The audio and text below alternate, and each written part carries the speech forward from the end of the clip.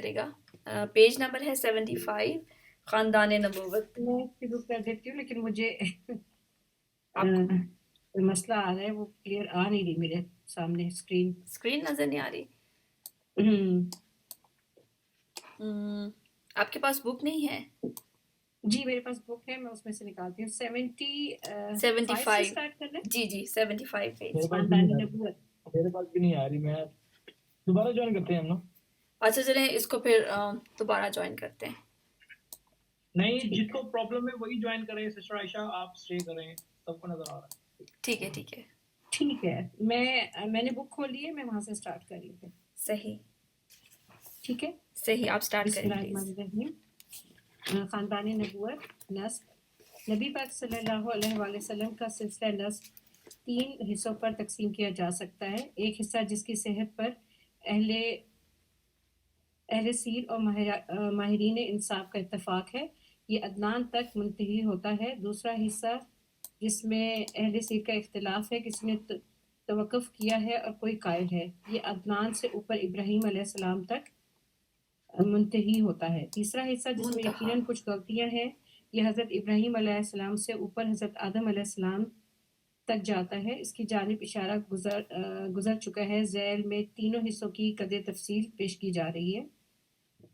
پہلا حصہ محمد بن عبداللہ بن عبد المطلب بن ہاشم بن عبد المناف بن قصا بن کلاب بن مستا بن قاب بن لوئی بن غالب بن قہر. انہی کا لقب قریش تھا اور انہی کی طرف قبیلہ قریش منسوب ہے. بن مالک بن نصیر بن کنانہ بن خزیمہ بن مدرکہ عامر بن الیاس بن مدر بن نزار بن ماد بن عدنان. پھر یہ دوسرا حصہ عدنان سے اوپر یعنی عدنان بن عدبن. ٹھیک ہے اس کو تھوڑا سا ایسی سمرائز کر لیتے ہیں. بیسکلی جو نبی صلی اللہ علیہ وسلم کا اچھا کچھ لوگوں کو ہے نا یہ نبی صلی اللہ علیہ وسلم کا جو پہلا حصہ ہے نا کہ بن ماد بن عدنان تک پہنچتا ہے، تو کچھ لوگوں کو اکثر لوگوں کو یہ زبانی یاد ہوتا ہے، تو ہم بھی اگر کرنا چاہیں تو کر سکتے ہیں. محمد بن عبداللہ بن عبد المطلب بن ہاشم بن عبد مناف بن قصی بن کلاب بن مرہ بن لوئی بن غالب بن فہر بن کنانہ بن نظر بن کنانہ بن خزیمہ بن مدرکہ بن الیاس بن نزار بن ماد بن عدنان. تو ہم بھی اس کو یاد کر سکتے ہیں. تو ابھی جو پہلا حصہ تو خیر، دوسرا حصہ جو عدنان سے اوپر جاتا ہے اسماعیل علیہ السلام تک. پھر تیسرا حصہ اس میں صرف نام ہے، تو ان ناموں کو پڑھنے کی ضرورت نہیں، اس کو اسکپ کر جاتے ہیں. تو ٹھیک ہے، نیکسٹ کرتے ہیں انشاءاللہ. پھر یہ خان وعدہ. جی جی یہاں سے شروع کریں. یس پلیز. خان وعدہ. نبی پاک صلی اللہ علیہ وآلہ وسلم کا خان وعدہ اپنے جد اعلیٰ ہاشم بن عبد المناف کی نسبت سے خان وعدہ ہاشمی کے نام سے معروف ہے. اس لیے مناسب معلوم ہوتا ہے کہ ہاشم اور اس کے بعد کے بعض افراد کے مختصر حالات بیان پیش کر دیے جائیں. ہاشم ہم بتا چکے ہیں کہ جب بنو عبد بن مناف بنو عبدالدار کے درمیان عہدوں کی تقسیم پر مصالحت ہو گئی تو عبد مناف کی اولاد میں ہاشم ہی کو سقایا اور رفایا یعنی حجاج اکرام کو پانی پلانے اور ان کی میزبانی کرنے کا منصب حاصل ہوا. ہاشم بڑے معزز اور مالدار تھے. یہ پہلے شخص ہیں جنہوں نے مکے میں حاجیوں کو شوربہ یا روٹی سالن سان کر کھلانے کا اہتمام کیا. ان کا اصل نام عمرو تھا، لیکن روٹی توڑ کر شوربے میں ساننے کی وجہ سے ان کو ہاشم کہا جانے لگا، کیونکہ ہاشم کے معنی ہیں توڑنے والے. اوکے. پھر یہی ہاشم وہ پہلے آدمی ہیں جنہوں نے قریش کے لیے گرمی اور جاڑے کے 2 سالانہ تجارتی سفروں کی بنیاد رکھی. ان کے بارے میں شاعر کہتا ہے، یہ میں اسکپ کر رہی ہوں، یہ عمرو وہی ہیں جنہوں نے قحط کی ماری ہوئی اپنی لاغر قوم کو مکہ میں. مبشرہ باجی یہ امر جی ہوتا جی جی ہے، عمرو نہیں امر. اچھا، یہ امر وہی ہیں جنہوں نے قحط کی ماری ہوئی اپنی لاغر قوم کو مکہ میں روٹیاں توڑ کر شوربے میں بھگو کے کھلائیں اور جاڑے اور گرمی کے دونوں سفروں کی بنیاد رکھی. اچھا یہ ان نبی کا صلی اللہ علیہ وسلم کے اہم پردادا تھے، رائٹ؟ نبی جی صلی اللہ علیہ وسلم کے پردادا تھے نا ان کی. اچھا آپ لوگ جو سن رہے ہیں نا گائز، تو آپ لوگ اسکرین دیکھ رہے ہیں، وہ جو پڑھا جا رہا ہے آپ وہاں سے پڑھ رہے ہیں آپ لوگ ساتھ ساتھ. اب دیکھیں ہم نبی صلی اللہ علیہ وسلم کے نا ابھی ان کے دادا پردادا، ان کے والد، ان لوگوں کے بارے میں پڑھ رہے ہیں کہ وہ کس طرح تھے. تو ابھی آپ لوگ نا یہ والا ایک کویسچن ایک دفعہ پڑھ لیں کہ ایک لیڈر کی بنیاد کون رکھتا ہے، اور ہم اپنے اندر کون سی خوبیاں پیدا کریں گے تو ہمارے آنے والی نسلوں میں لیڈرز پیدا ہوں گے. اب یہ ان کے نبی صلی اللہ علیہ وسلم کے دادا کو دیکھیں، ان کی کیا کوالٹیز تھیں، کیا نظر آ رہی نا. ابھی پھر اس کی پڑھ چکتے ہیں نا ایک دفعہ ریڈنگ، تو پھر ہم اس کویسچن پہ واپس آتے ہیں.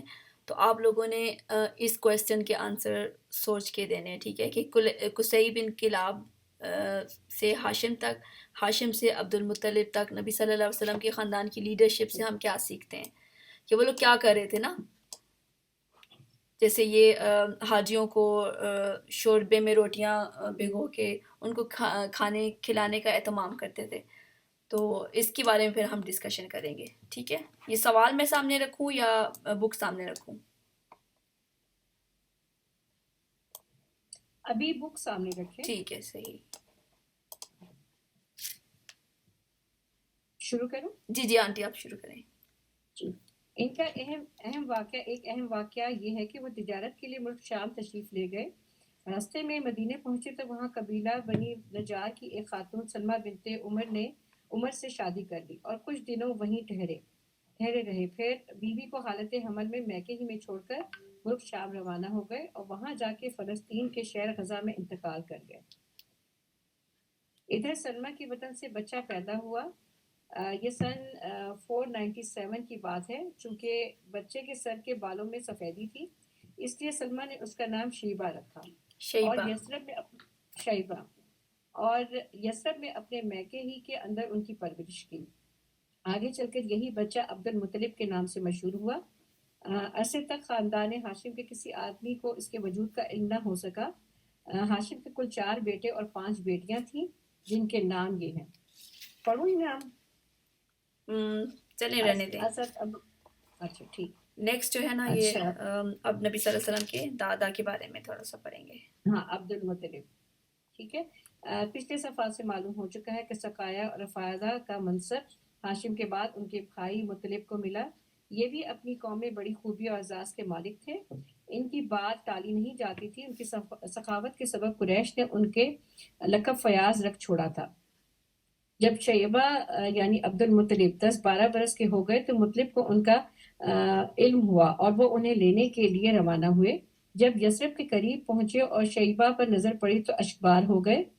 انہیں سینے سے لگا کر اور پھر اپنی سوار پہ پیچھے بٹھا کر مکہ کے لیے روانہ ہو گئے، مگر شیبہ کی ماں نے اجازت کے بغیر ساتھ جانے سے انکار کر دیا.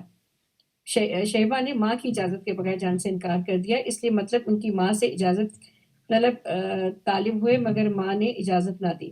آخر مطلب نے کہا کہ یہ اپنے والد کی حکومت اور اللہ کے حرم کی طرف جا رہے ہیں. اس پر ماں نے اجازت دے دی اور مطلب انہیں اپنے اونٹ پر بٹھا کر مکہ لے آئے. مکہ والوں نے دیکھا تو کہا کہ یہ عبد المطلب ہے یعنی مطلب کا غلام.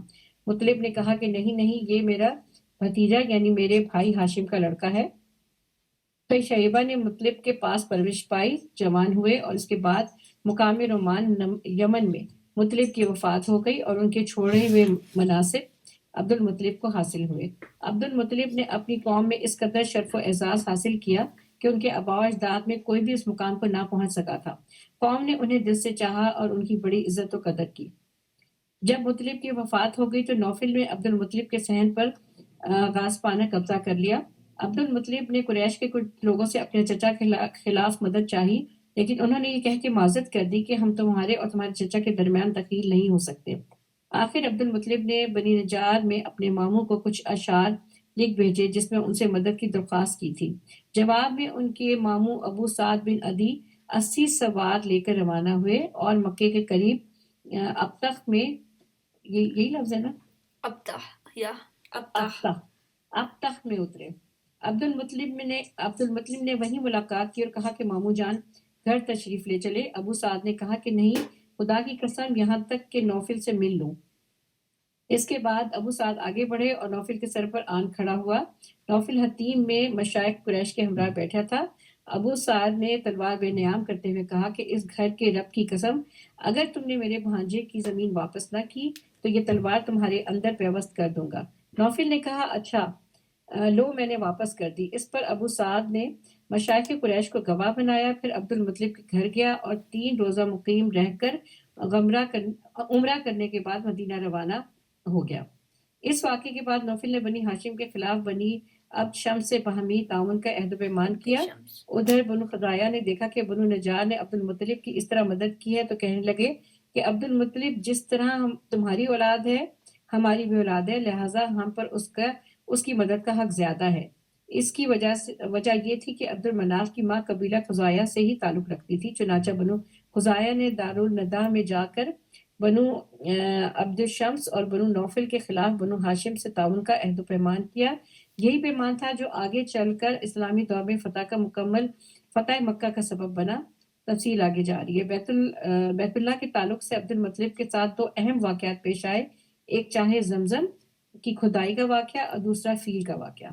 اوکے آپ لوگوں نے سنا یہ والا نبی صلی اللہ علیہ وسلم کے آباء و اجداد کے بارے میں، ٹھیک ہے؟ تو اب مجھے یہ سوال پڑھیں کہ ان لوگوں کی پرسنالٹی سے کیا پتہ چلتا ہے نا کہ آف کورس انہوں نے نبی صلی اللہ علیہ وسلم کے دادا، نبی صلی اللہ علیہ وسلم کے پردادا، ان لوگوں نے ہی نبی صلی اللہ علیہ وسلم کی بنیاد رکھی، انہی کی نسلوں میں سے نبی صلی اللہ علیہ وسلم آئے تھے۔ تو کون سی خوبیاں تھیں ان لوگوں کے اندر؟ آپ لوگوں کو اس میں سے کیا سمجھ آئی؟ کوئی مائک اوپن کر کے بتائے گا؟ ان کی سب سے بڑی خوبی یہ تھی کہ وہ سخی تھے، وہ فیاض تھے، بالکل مہمان ایگزیکٹلی نواز تھے۔ صحیح۔ اور لوگوں کو کھلاتے تھے۔ اللہ تعالیٰ تو اس کو سب سے زیادہ پسند کرتے ہیں جو بھوکوں کو کھانا کھلاتے ہیں، بالکل لوگوں کا خیال رکھتے تھے، کھانا کھلاتے تھے۔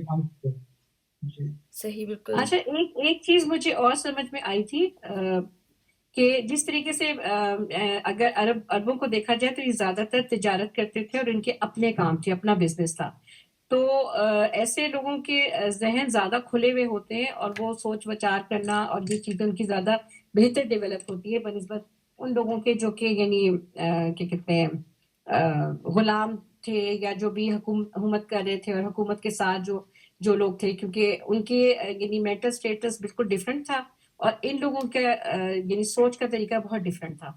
اوکے گڈ پوائنٹ، یس یس۔ بالکل یہ اچھا پوائنٹ ہے، اس کو میں تھوڑا بڑھاتا ہوں۔ جیسا کہ غلام ہے نا، تو اس کی کوشش ہوتی ہے اس کو کوئی آرڈر ملے اس کو امپلیمنٹ کرے، مگر جو کاروبار کر رہا ہوتا ہے، جو ایک آزاد شخص ہے، اس کی کوشش ہوتی ہے وہ سوچ کے ایک چیز کو امپلیمنٹ کرے۔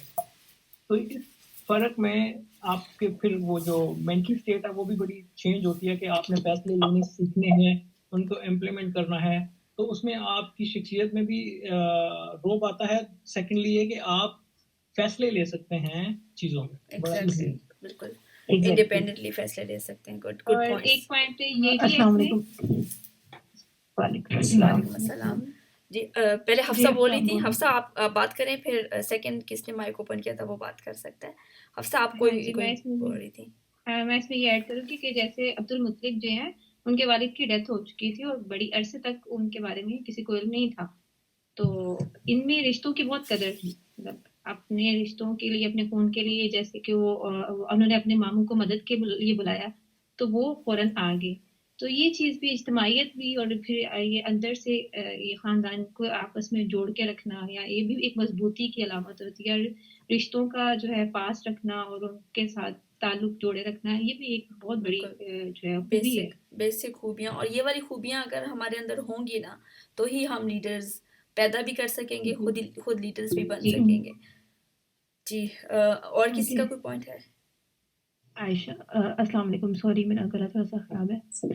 اچھا آپ نے لیڈرشپ والی کوالٹیز پوچھی تھی، تو اس میں جو فیاض اور تاجر تھے نا، وہ تو سارے عربی تھے نا، کہ تجارت سے بھی تعلق تھا اور فیاض بھی تھے، لیکن جو حضرت صلی اللہ علیہ وسلم کے خاندان کے اندر ہمیں خاص کوالٹیز جو مجھے نظر آتی ہے نا، ان میں سب سے بڑی جو کوالٹی مجھے نظر آتی ہے کہ بہت اسٹرانگ پرسنالٹیز تھیں اور ان کا اپنے خاندان میں ایک خاص مقام تھا، ان کو بہت عزت کی نظر سے دیکھا جاتا تھا، جس کی بات مانی جاتی تھی، ٹھیک ہے۔ ان کا دوسری ہولڈ چیز تھا کہ اور ان کو اسٹرانگ اس تھے، چیز، سردار تھے، اپنی رعایا کا خیال رکھتے تھے، ٹھیک ہے۔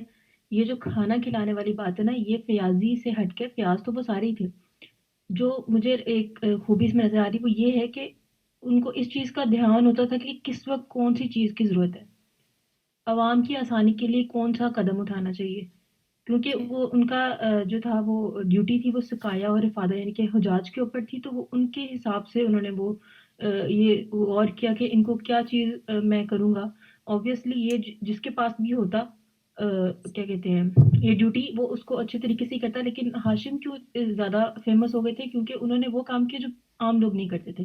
انہوں نے ان کو آسانی دی حجاج کو، ان کو پانی پلانے اور روٹیاں بھگو کے کھلانے کی. مطلب ایک ہوتا ہے نارمل کھانا پرووائڈ کر دینا، ایک ہوتا ہے اس کو بیسٹ جو طریقے سے کھانا اگلے کو دینا، جس کو مہمان نوازی کہتے ہیں. ایگزیکٹلی. تو اس لیے جو لیڈر ہوتا ہے نا اس نے دیکھنا ہوتا ہے کہ عوام کی کیا آسانی ہے اور کس موقع پہ کون سی ذمہ داری جو ہے نا اس کو ادا کرنی ہے. مطلب جو پرائرٹیز جو ہوتی ہے نا اس کو پتا ہوتا ہے کہ کون سی چیز زیادہ ضروری ہے اور کون سی غیر ضروری ہے، کس کو آپ بعد میں رکھیں اور کس کو پہلے رکھیں. بالکل تو یہ چیز مجھے لگتا ہے کہ ان کے اندر بہت زیادہ تھی. اور دیکھیں کہ وہ سوشل ویلفیئر کے ایکٹیوسٹ تھے، لوگوں کا خیال رکھتے تھے. اور کہتے ہیں نا کہ آپ یا تو اگر آپ خود نہیں بن سکتے، مطلب آپ 100 سالہ اگر ہم یہ بات کرتے ہیں کہ ہم اللہ تعالیٰ کا نظام نافذ کریں گے، اگر 100 سالہ منصوبہ ہے تو ہم نہیں کر سکتے تو ہمارے بچے ہمارے پوتے وہ کر سکتے ہیں. تو ان کے لیے پھر کوشش تو آج سے اسٹارٹ کرنی پڑے گی نا. اور دیکھیں کہ کوئی مطلب جو سوشل ویلفیئر کا کام ہوتا ہے، ہم اپنے آپ کو چیک کر سکتے ہیں کہ ہم کتنا کرتے ہیں نا. کیا پروجیکٹس ہم نے رکھے ہوئے ہیں. I'm sure کہ ہم کسی نہ کسی کیپیسٹی میں ہم کر سکتے ہیں، لوگوں کی ہیلپ کر سکتے ہیں. تو ہمارے پاس کیا پروجیکٹس ہیں کہ ہم لوگوں کا کتنا ہم نے خیال رکھا ہوا ہے.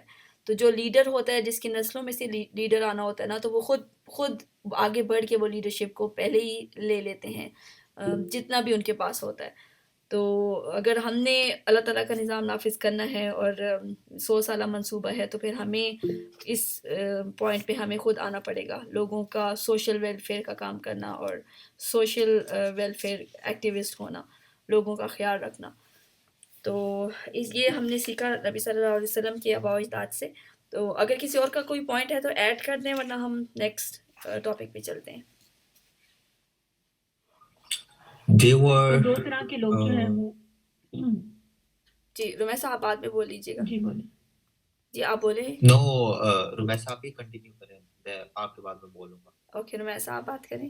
اوکے میں ایک پوائنٹ ایڈ کرنا چاہ رہی تھی کہ دو طرح کے لوگ جو ہوتے ہیں نا وہ لیڈرشپ کے لیے کوشش کر رہے ہوتے ہیں یا لڑتے ہیں. ایک وہ لوگ ہوتے ہیں جن کو لالچ ہوتا ہے اس کی اتھارٹی حاصل کرنے کا اور پھر اپنی عزت کو بڑھانے کا. وہ اس طریقے سے اپنی ذمہ داریاں ادا نہیں کرتے، وہ صرف اپنی اس کو جو ہوتا ہے نا پروٹوکول اس کو انجوائے کرتے ہیں. لیکن حضرت محمد صلی اللہ علیہ وسلم کے جو آباء و اجداد تھے، انہوں نے جب اس کو حاصل کیا لیڈرشپ کو، تو انہوں نے عوام کی خدمت کے لیے یا اس ذمہ داری کو احسن طریقے سے ادا کرنے کے لیے جو ہے وہ ادا کیا. دوسری بات یہ ایک اور پوائنٹ جو ایڈ کرنا تھا کہ ہماری نسل میں لیڈرشپ کوالٹیز یا لیڈرز پیدا ہوں، اس کے لیے ہمیں پہلے ان لیڈرشپ کوالٹیز کو اپنے اندر پیدا کرنا پڑے گا. کیونکہ جو ایک انسان جیسا ہوتا ہے نا اس کی اولاد اس سے بڑھ کر ویسی بنتی ہے. جو ایک ایماندار انسان ہے اس کی اولاد اس سے بڑھ کر ایمانداری پہ قائم رہے گی، اور جو بے ایمانی کرے گا اس کی اولاد اس سے بڑھ کر بڑا چور بنے گی، بڑا بے ایمان بنے گی.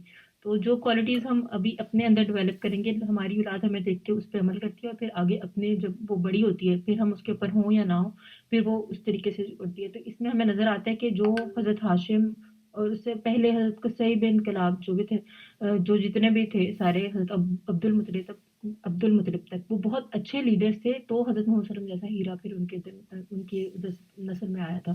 تو ورنہ اگر یہ پیچھے سے اتنے اسٹرانگ پرسنالٹیز نہ ہوتی تو حضرت محمد صلی اللہ علیہ وسلم کی پرسنالٹی بھی اتنی اسٹرانگ نہیں ہو سکتی تھی. حالانکہ حضرت وسلم نے ان کے اتنی ان میں پالا نہیں ہے ان کو. حضرت عبد المطلب بہت چھوٹی، حضرت وسلم کی بہت چھوٹی ایج میں ہی فوت ہو گئے تھے.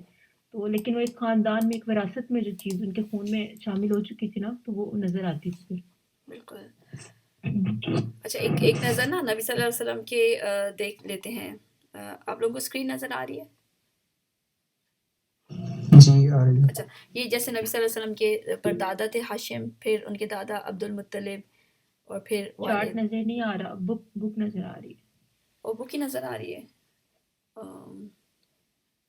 اچھا چلیں، آئی ڈونٹ نو کیوں نظر نہیں آ رہا. اب نظر آ رہی ہے؟ اب وہ چارٹ نظر آ رہا ہے؟ نہیں آتی، لیکن جو ریکارڈنگ میں آپ ریکارڈنگ عائشہ آپ کا چارٹ آ رہا ہوتا ہے، لیکن یہاں پہ نہیں آ رہا. یہاں پہ نہیں آ رہا. اوکے جی مہد آپ کیا کہہ رہے ہیں؟ I have few points. First, Ramesh صاحب کو جو آپ نے بات کی نا کہ اگر اس کی پچھلی نسل ایماندار ہے تو اگلی نسل اس سے زیادہ ہوگی. آپ نے یہ بات کس کانٹیکسٹ میں کی ہے؟ مجھے یہ سمجھ نہیں آئی. اوور آل کی ہے یا ان جرنل کی ہے؟ جنرلی میں نے بولا نا کہ جو مطلب جیسے وہ ساحل الدین سے ہی سنیے بات کہ جب ایک جو بچہ ہوتا ہے نا اس کے لیے اس کا باپ لیڈر ہوتا ہے، تو وہ اپنے لیڈر میں جو کوالٹی دیکھتا ہے نا وہ اس کا نیکسٹ ویرینٹ بن کے پھر ابھرتا ہے. ہر جو فالوور ہے وہ اپنے لیڈر کو جو ہے اس سے زیادہ آگے بڑھ کر کاپی کرتا ہے، اس کو فالو کرتا ہے، اس سے ایک سٹیپ آگے جانے کی کوشش کرتا ہے، یا اس کو جو چیز ہیرو کی کوالٹیز نظر آتی ہے نا وہ اپنے اندر نیکسٹ لیول کی وہ پیدا کرتا ہے. تو اگر اس کے ہیرو میں ایمانداری ہوگی تو وہ اپنے اندر نیکسٹ لیول کی ایمانداری پیدا کرے گا. اگر اس کے ہیرو کے اندر بے ایمانی ہوگی تو وہ اپنے اندر نیکسٹ لیول کی بے ایمانی پیدا کرے گا. ٹھیک ہے، یہ پوائنٹس میں کہہ رہی صحیح، تھی. جزاک اللہ. اوکے، آپ ہیرو کا لفظ یوز کریں نا، وہ پیرنٹنگ والا نہ کرے دیں، وہ سائنٹیفکلی پروف نہیں ہوتا. ٹھیک ہے، وہ ہیرو ایسے پھر حضرت ابراہیم کے بھی فادر وہ تو جہنم رسید ہوئے. وہ تو حضرت نوح کائنڈ کے آف بیٹے ڈفرنٹ. کا بھی مسئلہ ہے، لیکن یہ مطلب کچھ بالکل ہوتی ہیں لیکن ہوتی یہی ہیں، ہم ضروری نہیں یس، ہوتا کہ نیک ہیرو انسان کی اولاد نیک ہی ہو.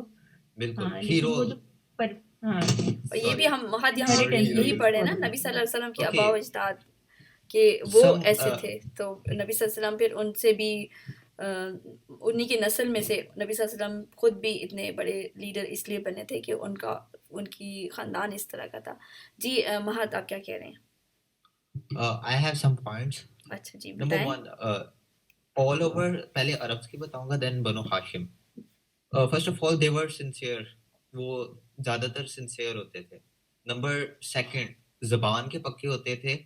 اور نمبر 3 کہ ان کا جو برین ہوتا تھا نا وہ فزیکلی آن فطرت ہوتا تھا. ان کا پری فرنٹل کورٹیکس اور اندر کے جتنے بھی برین کے پارٹس ہوتے تھے نا وہ فلی ڈیولپڈ ہوتے تھے in all context.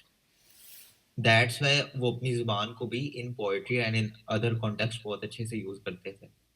Then in specific بنو ہاشم جو تھی وہ تھوڑی ریلیجیس تھی، اور جو بنو امیہ تھی وہ تو الائک آف پاور پسند زیادہ کرتی تھی، جس کا آگے جا کے ایک ڈیپ کنیکشن حضرت علی اور حضرت معاویہ کے درمیان کی جنگوں میں بھی ہم لوگوں کو ملتا ہے. سو when بنو ہاشم واز ٹو ریلیجیس، وہ ریلیجیسلی ایکٹیو ہوتے تھے، اور ان کی اسپرٹ یعنی جو ان کی اسپرچل سائڈ تھی وہ بھی بنو امیہ سے کافی زیادہ تھی. I think this is one of the points too. جزاک اللہ خیر. صحیح، جزاک اللہ خیر. صحیح گائز، نیکسٹ کون ریڈنگ کرنا چاہے گا؟ یہ چاہے زمزم کی کھدائی، کون ریڈنگ کرنا چاہے گا پلیز؟ میں کروں؟ اوکے رمیسا، یس. بسم اللہ الرحمن الرحیم. میں پہلے معذرت کر لوں میرا اگر آپ کو بار بار ڈسٹربنس ہو میرے گلے کی وجہ سے. نہیں، بسم اللہ الرحمن الرحیم. اوکے، پہلے واقعے کا خلاصہ یہ ہے کہ عبد المطلب نے خواب دیکھا کہ انہیں زمزم کا کنواں کھودنے کا حکم دیا جا رہا ہے، اور خواب ہی میں انہیں اس کی جگہ بھی بتائی گئی. انہوں نے بیدار ہونے کے بعد کھدائی شروع کی، اور رفتہ رفتہ وہ چیزیں برآمد ہوئی جو بنو جرہم نے مکہ چھوڑتے وقت چاہے زمزم میں دفن کی تھی، یعنی تلواریں، زرہیں اور سونے کے دونوں ہرن. عبد المطلب نے تلواروں سے کعبے کا دروازہ ڈھالا، سونے کے دونوں ہرن بھی دروازے ہی میں فٹ کیے، اور حاجیوں کو زمزم پلانے کا بندوبست کیا. کھدائی کے دوران یہ واقعہ بھی پیش آیا کہ جب زمزم کا کنواں نمودار ہو گیا تو قریش نے عبد المطلب سے جھگڑا شروع کیا اور مطالبہ کیا کہ ہمیں بھی کھدائی میں شریک کر لو. عبد المطلب نے کہا کہ میں ایسا نہیں کر سکتا، یہ میں اس کام کے لیے مخصوص کیا گیا ہوں. لیکن قریش کے لوگ باز نہ آئے، یہاں تک کہ فیصلے کے لیے بنو سعد کی ایک کاہنہ عورت کے پاس جانا طے ہوا، اور لوگ مکہ سے روانہ بھی ہو گئے. لیکن راستے میں اللہ تعالیٰ نے انہیں ایسی علامات دکھائیں کہ وہ سمجھ گئے کہ زمزم کا کام قدرت کی طرف سے عبد المطلب کے ساتھ مخصوص ہے، اس لیے راستے ہی سے پلٹ آئے. یہی موقع تھا جب عبد المطلب نے نظر مانی کہ اگر اللہ نے انہیں 10 لڑکے عطا کیے اور وہ سب کے سب اس عمر کو پہنچے کہ ان کا بچاؤ کر سکے تو وہ ایک لڑکے کو کعبہ کے پاس قربان کر دیں گے. واقعہ فیل. دوسرے واقعے کا خلاصہ یہ ہے کہ ابرہہ صبح حبشی نے، جو نجاشی بادشاہ حبش کی طرف سے یمن کا گورنر جنرل تھا، جب دیکھا کہ اہل عرب خانہ کعبہ کا حج کرتے ہیں تو صنعاء میں ایک بہت بڑا کلیسا تعمیر کیا اور چاہا کہ عرب کا حج اسی کی طرف پھیر دے. مگر جب اس کی خبر بنو کنانہ کے ایک آدمی کو ہوئی تو اس نے رات کے وقت کلیسا کے اندر گھس کر اس کے قبلے پر پاخانہ پوت دیا ابرہا کو پتہ چلا تو سخت برہم ہوا اور 60,000 کا ایک لشکر جرار لے کر کعبے کو ڈھانے کے لیے نکل کھڑا ہوا۔ اس نے اپنے لیے ایک زبردست ہاتھی بھی منتخب کیا۔ لشکر میں کل 9 یا 13 ہاتھی تھے۔ ابرہا یمن سے یلغار کرتا ہوا مغمس پہنچا اور وہاں اپنے لشکر کو ترتیب دے کر اور ہاتھی کو تیار کر کے مکے میں داخلے کے لیے چل پڑا۔ جب مزدلفہ اور منا کے درمیان وادی محصر میں پہنچا تو ہاتھی بیٹھ گیا اور کعبے کی طرف بڑھنے کے لیے کسی طرح نہ اٹھا۔ اس کا رخ شمال، جنوب یا مشرق کی طرف کیا جاتا تو اٹھ کر دوڑنے لگتا، لیکن کعبے کی طرف کیا جاتا تو بیٹھ جاتا۔ اسی دوران اللہ نے چڑیوں کا ایک جھنڈ بھیج دیا جس نے لشکر پر ٹھیکری جیسے پتھر گرائے اور اللہ نے اسی سے انہیں کھائے ہوئے بھس کی طرح بنا لیا۔ یہ چڑیاں ابابیل اور کمری جیسی تھی۔ ہر چڑیا کے پاس 3 کنکریاں تھیں، ایک چونچ میں اور 2 پنجوں میں کنکریاں چنے جیسی تھی، مگر جس کسی کو لگ جاتی تھی اس کے اعضاء کٹنا شروع ہو جاتے تھے اور وہ مر جاتا تھا۔ یہ کنکریاں ہر آدمی کو نہیں لگی تھی، لیکن لشکر میں ایسی بھگدڑ مچی کہ ہر شخص دوسرے کو رونتا کچلتا گرتا پٹتا بھاگ رہا تھا۔ پھر بھاگنے والے ہر راہ پر گر رہے تھے اور ہر چشمے پر مر رہے تھے۔ ادھر ابرہا پر اللہ نے ایسی آفت بھیجی کہ اس کی انگلیوں کے پور جھڑ گئے اور سنا پہنچتے پہنچتے چوزے جیسا ہو گیا۔ پھر اس کا سینہ پھٹ گیا، دل باہر نکل آیا اور وہ مر گیا۔ ابرہا کے اس حملے کے موقع پر مکے کے باشندے جان کے خوف سے گھاٹیوں میں بکھر گئے تھے اور پہاڑ کی چوٹیوں پر جا چکے تھے۔ جب لشکر پر عذاب نازل ہو گیا تو اطمینان سے اپنے گھروں کو پلٹ آئے۔ یہ واقعہ بیشتر اہل سیر کے بقول نبی صلی اللہ علیہ وسلم کی پیدائش سے صرف 50 یا 55 دن پہلے ماہ محرم میں پیش آیا تھا، لہٰذا یہ 571 کی فروری کے اواخر یا مارچ کے اوائل کا واقعہ ہے۔ یہ در حقیقت ایک تمہیدی نشانی تھی جو اللہ نے اپنے نبی اور اپنے کعبہ کے لیے ظاہر فرمائی تھی، کیونکہ آپ بیت المقدس کو دیکھیے کہ اپنے دور میں اہل اسلام کا قبلہ تھا اور وہاں کے باشندے مسلمان تھے، اس کے باوجود اس پر اللہ کے دشمن یعنی مشرکین کا تسلط ہو گیا تھا، جیسا کہ بخت نصر کے حملہ اور اہل روما کے قبضہ سے ظاہر ہے۔ لیکن اس کے برخلاف کعبہ پر عیسائیوں کو تسلط حاصل نہ ہو سکا، حالانکہ اس وقت یہی مسلمان تھے اور کعبے کے باشندے مشرک تھے۔ پھر یہ واقعہ ایسے حالات میں پیش آیا کہ اس کی خبر اس وقت کے متمدن دنیا کے بیشتر علاقوں یعنی روم و فارس میں آنن فانن پہنچ گئی، کیونکہ حبشہ کا رومیوں سے بڑا گہرا تعلق تھا اور دوسری طرف فارسیوں کی نظر رومیوں پر برابر رہتی تھی اور وہ رومیوں اور ان کے حلیفوں کے ساتھ پیش آنے والے واقعات کا برابر جائزہ لیتے رہتے تھے۔ یہی وجہ ہے کہ اس واقعے کے بعد اہل فارس نے نہایت تیزی سے یمن پر قبضہ کر لیا۔ اب چونکہ یہی 2 حکومتیں اس وقت متمدن دنیا کے اہم حصے کی نمائندہ تھیں، اس لیے اس واقعے کی وجہ سے دنیا کی نگاہیں خانہ کعبہ کی طرف متوجہ ہو گئی۔ انہیں بیت اللہ کی شرف و عظمت کا ایک کھلا ہوا خدائی نشان دکھلائی پڑ گیا اور یہ بات دلوں میں اچھی طرح بیٹھ گئی کہ اس گھر کو اللہ نے تقدیس کے لیے منتخب کیا ہے، لہٰذا آئندہ یہاں کی آبادی سے کسی انسان کا دعویٰ نبوت کے ساتھ اٹھنا اس واقعے کے تقاضے کے عین مطابق ہوگا اور اس خدائی حکمت کی تفسیر ہوگا جو عالم اسباب سے بالا تر طریقے پر اہل ایمان کے خلاف مشرکین کی مدد میں پوشیدہ تھی۔ یعنی اللہ تعالیٰ کے اس واقعے کے ذریعے مکہ اور اس کے ارد گرد جتنی بھی بڑی بڑی ریاستیں تھیں ان کے اندر بھی یہ بات بالکل بٹھا دی تھی کہ کوئی نبی آنے والا ہے اور اس کی مینٹلی ان کو پریپیئر کر دیا تھا۔ صحیح ہے۔ اچھا، یہاں پہ نا اس واقعے میں وہ والا مینشن نہیں کیا ہوا کہ حضرت عبد المطلب کے اونٹ جو ہے وہ انہوں نے ان کے اوپر بھی قبضہ کر لیا تھا جو ابرہا کے لشکر ہیں، اور ان کو آ کے جب اس کی خبر دی گئی اور ساری عوام جو ہے وہ دوڑ رہی تھی، ڈر کے بھاگ رہی تھی کہ وہ ابرہا کا لشکر مارنے آ رہا ہے اور چڑھائی کرنے آ رہا ہے، اور حضرت عبد المطلب جو ہے وہ گئے ادھر شہر سے باہر جہاں پہ ان کا پڑاؤ تھا اور وہاں پہنچے اور اس کو لگا ابرہا کو کہ یہ آیا ہے اور مجھ سے بھیک مانگے گا کہ آ کے خانہ کعبہ پر چڑھائی نہ کرو یا جو بھی، وہ بڑے جو ہے نا تکبر سے انتظار کر رہا تھا کہ بس اب عبد المطلب آ رہا ہے تو دیکھنے کیا بات کرتا ہے، اور حضرت عبد المطلب نے کہا کہ میرے اونٹ واپس کرو، تو وہ نا اتنا حیران ہوا کہ تمہیں اپنے اونٹوں کی پڑی ہوئی ہے، میں یہاں پہ تمہارا جو ہے وہ تمہارے رب کا جو ہے وہ گھر ڈھانے آ رہا ہوں۔ تو حضرت عبد المطلب نے کہا کہ جس کا گھر ہے نا اس کو وہی بچائے گا، تو مجھے میرے اونٹ واپس کرو۔ تو وہ بہت حیران ہوا اور اس نے کہا ٹھیک ہے، اس نے اونٹ واپس کر دیا اور پھر حضرت عبد المطلب نے جا کر پھر خانہ کعبہ کی دیوار پکڑ کے اللہ تعالیٰ سے دعا کی کہ مطلب میں نے یہ بات کی ہے کہ یا اللہ تیرے نام پہ میں نے مطلب اس کو چھوڑا ہے گھر کو، تو اب تو اس کی حفاظت کر، اور پھر وہ کنکریوں والا واقعہ ہوا تھا۔ تو اس میں توکل کا ایلیمنٹ مجھے جو ہے نا بہت نظر آ رہا تھا کہ بہت بڑا توکل تھا اس وقت یہ والا، کہ جب سب لوگ اتنے پریشان تھے اور یہاں تک کہ وہ خود پریشان ہو گیا تھا، حیران ہو گیا تھا ابرہا کی کس طرح کی بات کر رہا ہے مجھ سے آ کے۔ صحیح۔ اور اس میں سے اس واقعے میں سے آپ لوگوں کو اور کیا آپ لوگوں نے سیکھا یہ واقعہ فیل یا ابرہا کا جو تھا اس نے ایک ایسے پروجیکٹ کا اور ایسی چیز کا کیا انجام ہوتا ہے کہ جو اللہ تعالیٰ کی مطلب ایک چیز ہے نا کعبہ ہے وہ اللہ تعالیٰ کا اپنا ایک چیز تھی، اس کے مقابلے میں اس نے بنا دیا اپنا کعبہ بنانے کی کوشش کی اور اس کو اٹیک کرنے کی کوشش کی. تو ایسی چیز کا انجام کیا ہوتا ہے کہ جو ایک غیر فطری ہو یا حقیقی اس کا نظریہ نہ ہو اور انسان اس کو کتنی بھی کوشش کرے. تو اس انجام سے آپ لوگوں نے کیا سیکھا اس واقع فیل سے؟ کوئی اپنے پوائنٹس بتائے گا؟ میں اس سے یہ شیئر کروں گی واقعی فیل سے، تو کہ انسان جو ہے نا اس کو ریئلسٹک ہونا چاہیے. دین کا کام کرتے ہوئے بھی ہمیں ایسے ٹاسک نہیں لینے چاہیے جو کہ ہم نہیں کر سکتے ایز اے ہیومن بینگ.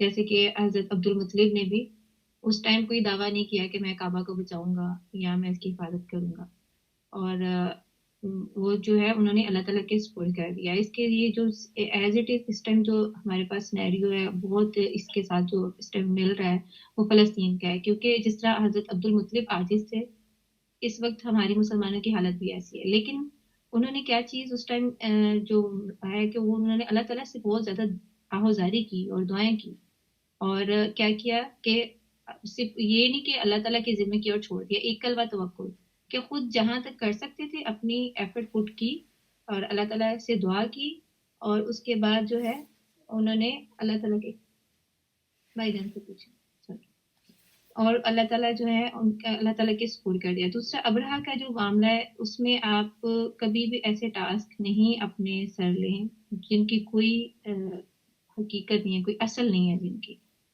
ایسی مشنز کو لے کے چلنا، اللہ تعالیٰ نے قرآن پاک میں کہا ہے کہ وہ جس عمل کی بنیاد تقویٰ پر ہوتی ہے وہ ہمیشہ چلتا رہتا ہے، لیکن وہ عمل جو کہ کسی انٹینشن سے یا اخلاص نیت سے خالی ہوتا ہے یا اللہ تعالیٰ سے اس کا کوئی تعلق نہیں ہوتا ہے یا بیسیکلی اس کی نیت کوئی دنیاوی ہوتی ہے، تو وہ پھر آگے زیادہ دیر چلتے نہیں ہیں، وہ پھر راستے میں ختم ہو جاتے ہیں. تو جب بھی کچھ شروع کریں، چاہے آپ تھوڑا سا بھی کوئی کام کر رہے ہیں، کوئی تھوڑی سی بھی کوشش کر رہے ہیں اللہ تعالیٰ کی خاطر، تو اس میں نیت خالص ہونی چاہیے اور کیا واقعی اس کی ضرورت ہے اور کیا واقعی ہمیں یہ ٹاسک لینا چاہیے تھا. ہمیں اس بارے میں ضرور سوچنا چاہیے. اور ایک پوائنٹ میں اس میں چاہے زمزم میں مجھے بہت عبد المطلب کے لگا کہ انہوں نے خود اس ذمہ داری کو سمجھا، انڈرسٹینڈ کیا کہ زمزم کا جو ہے چشمہ اس کو ڈھونڈنے کی انہیں خواب آیا، ایک اشارہ تھا اللہ تعالیٰ کی طرف سے، کوئی اور وحی انہوں نہیں نے آئی اس تھی. اشارے کو انڈرسٹینڈ کیا اور اپنی ذمہ داری خود لی. ہمیں بھی اللہ تعالیٰ بہت سارے ایسے جو ہے نا سگنلز دیتے رہتے ہیں. ہمیں معاشرے میں سمجھ نہیں ہمارے آتی. بہت ساری ذمہ داریاں ہیں، بہت ساری ڈیوٹیز ہیں جو اللہ تعالیٰ کی طرف سے سگنلز آ رہے ہوتے ہیں، لیکن ہم انہیں آن کرنے کو تیار نہیں ہوتے. تو عبد المطلب جو ہے ان کی یہ اس چیز سے ہمیں یہ بہت لرننگ پوائنٹ ملتا ہے کہ ہمیں اپنی ذمہ داریاں سمجھنی بھی اور ان کو خود سے آن کرنا ہے. اور پھر جب بہت سارے لوگ ان کی مدد کرنے کے لیے تیار تھے تو انہوں نے کیا کہا تھا کہ نہیں میں ہی اس کا جواب دوں گا. مطلب یہ کہ اپنی ریت کا جواب ہم نے خود دینا ہے، تو خود ہی اس کی درد بھی لینا ہے اور اس کے لیے اسٹرگلز بھی کرنی ہے. صحیح. اوکے گائز، واقع فیل میں سے یا پھر زمزم کے یہ عبد المطلب کی ذمہ داری، اس سے کچھ سبق آپ لوگوں نے کچھ اور پوائنٹس ہیں تو بتا دیں ورنہ ہم آگے چلتے ہیں انشاءاللہ. اچھا، مکہ یا مدینہ ہے تو ابھی تک مینا کے قریب یہ مقام ابھی بھی ہے مگر اس کو کور کیا ہوا ہے جہاں پہ واقعہ فیل ہوا ہے. تو مکہ سے بالکل قریب ترین ہے، لائک 10 to 20 کلومیٹر. اچھا، وہ اتنا پاس پہنچ گئے تھے. وادی محسر تھا جس تک پہنچ گئے تھے، ابرہا پہنچ گیا تھا اور وہاں پہ اس کا تباہی ہوئی تھی. صحیح. اوکے گائز، جہاں پہ حج کے لیے مینا کے کیمپ لگتے ہیں اس سے تھوڑا سا پہلے ہے. جی وہ وادی محسر بکس میں آتا ہے، اس کا نام وادی محسر تھا کہ وہاں اس کی تباہی ہوئی تھی. ٹھیک ہے. تو اور یہ نیکسٹ کون پڑھے گا یہاں سے؟ عبد المطلب کے 10 بیٹے تھے جن کے نام یہ ہیں، یہاں سے کون پڑھے گا؟ کون؟ عائشہ میں ایک پوائنٹ ایڈ کرنا چاہ رہی تھی جی واقع فیل سے کہ یہ جو ابرہا کے مقابلے میں اللہ تعالیٰ نے ابابیل کا لشکر بھیجا تھا نا، اس سے ہمیں ایک بہت بڑا لیسن یہ ملتا ہے کہ جب آپ ایمان کی طاقت ہوتی ہے آپ کے پاس اور آپ اللہ تعالیٰ کے اوپر توکل رکھتے ہیں اور آپ مخلص ہوتے ہیں تو پھر آپ کے دشمن کے سامنے بظاہر جتنی مرضی چھوٹی حیثیت ہو، اللہ تعالیٰ آپ کی مدد بھی کرتا ہے، اور آپ کے وہ چھوٹے چھوٹی جو ایفرٹس ہیں ان میں اتنی برکت ڈال دیتا ہے جیسے اللہ تعالیٰ نے ان کنکریوں میں ڈالی تھی. بالکل تو یہ ہمارے لیے ایک موٹیویشن بھی ہے کہ جب ہم مایوس ہو جاتے ہیں اور بہت زیادہ ایک مطلب بیٹھ جاتے ہیں. کیا کہتے ہیں، ہاں، ڈی موٹیویٹڈ فیل کرتے ہیں کہ ہمارے مقابلے میں دشمن کی تو بہت طاقت ہے اور ہم کیا کریں گے یا ہم کیا کر سکتے ہیں. تو اس میں یہی ہے کہ ہم نے کوشش کرنی ہے اور اللہ تعالیٰ اس میں برکت پھر خود ڈالے گا. یہ اللہ تعالیٰ نے اپنے ذمہ لیا کہ ریزلٹس میرے ہاتھ میں ہے، تم نے بس کوشش کرنی ہے. اور اس میں ہم نے یہ اس توکل کے ساتھ ہی کوشش کرنی ہے کہ اللہ تعالیٰ ریزلٹس ہمیں دکھائے گا اور ہمارے ایفرٹس میں برکت ڈالے گا. لیکن اس کے لیے شرط یہ ہے کہ آپ مخلص ہوں، آپ کی نیت خالص ہو اور آپ کا ایمان پورا ہو اور پھر آپ کا توکل بھی پورا ہو. صحیح، جزاک اللہ. اوکے گائز، کسی اور کا کوئی پوائنٹ ہے؟ ورنہ کوئی اور نیکسٹ ریڈ کرنا چاہے تو پلیز ریز یور ہینڈ، یا please sorry open your mic اور ریڈ کرنا شروع کریں. ہاں میں ریڈنگ کروں. ٹھیک ہے، حفصہ آپ کریں پلیز. عبد المطلب کے کل 10 بیٹے تھے جن کے نام یہ ہیں: حارث، زبیر، ابو طالب، عبداللہ، حمزہ، ابو لہب، غیداق، مقوم، سفارہ اور عباس. بعض نے کہا کہ 11 تھے، ایک کا نام قسم تھا، اور بعض لوگوں نے کہا کہ 13 تھے، ایک کا نام عبد الکعبہ اور ایک کا نام حجل تھا. لیکن 10 کے قائلین کہتے ہیں کہ مقوم ہی کا دوسرا نام عبد الکعبہ اور غیداق کا دوسرا نام حجل تھا، اور قسم نام کا کوئی شخص عبد المطلب کی اولاد میں نہ تھا. عبد المطلب کی 6 بیٹیاں تھیں، نامی ہیں ام الحکیم، ان کا نام بیدا ہے، برہ، عاتکہ، صفیہ، عروہ اور امیمہ. عبداللہ رسول اللہ صلی اللہ علیہ وسلم کے والد محترم. ان کی والدہ کا نام فاطمہ تھا. عمر بن عائض بن عمران بن مخزوم بن یقیزہ بن مرہ کی صاحبزادی تھیں. عبد المطلب کی اولاد میں عبداللہ سب سے زیادہ خوبصورت، پاک دامن اور چہیتے اور ذبیح کہلاتے تھے. ذبیح کہلانے کی وجہ یہ تھی کہ جب عبد المطلب کے لڑکوں کی تعداد پوری 10 ہو گئی اور وہ بچاؤ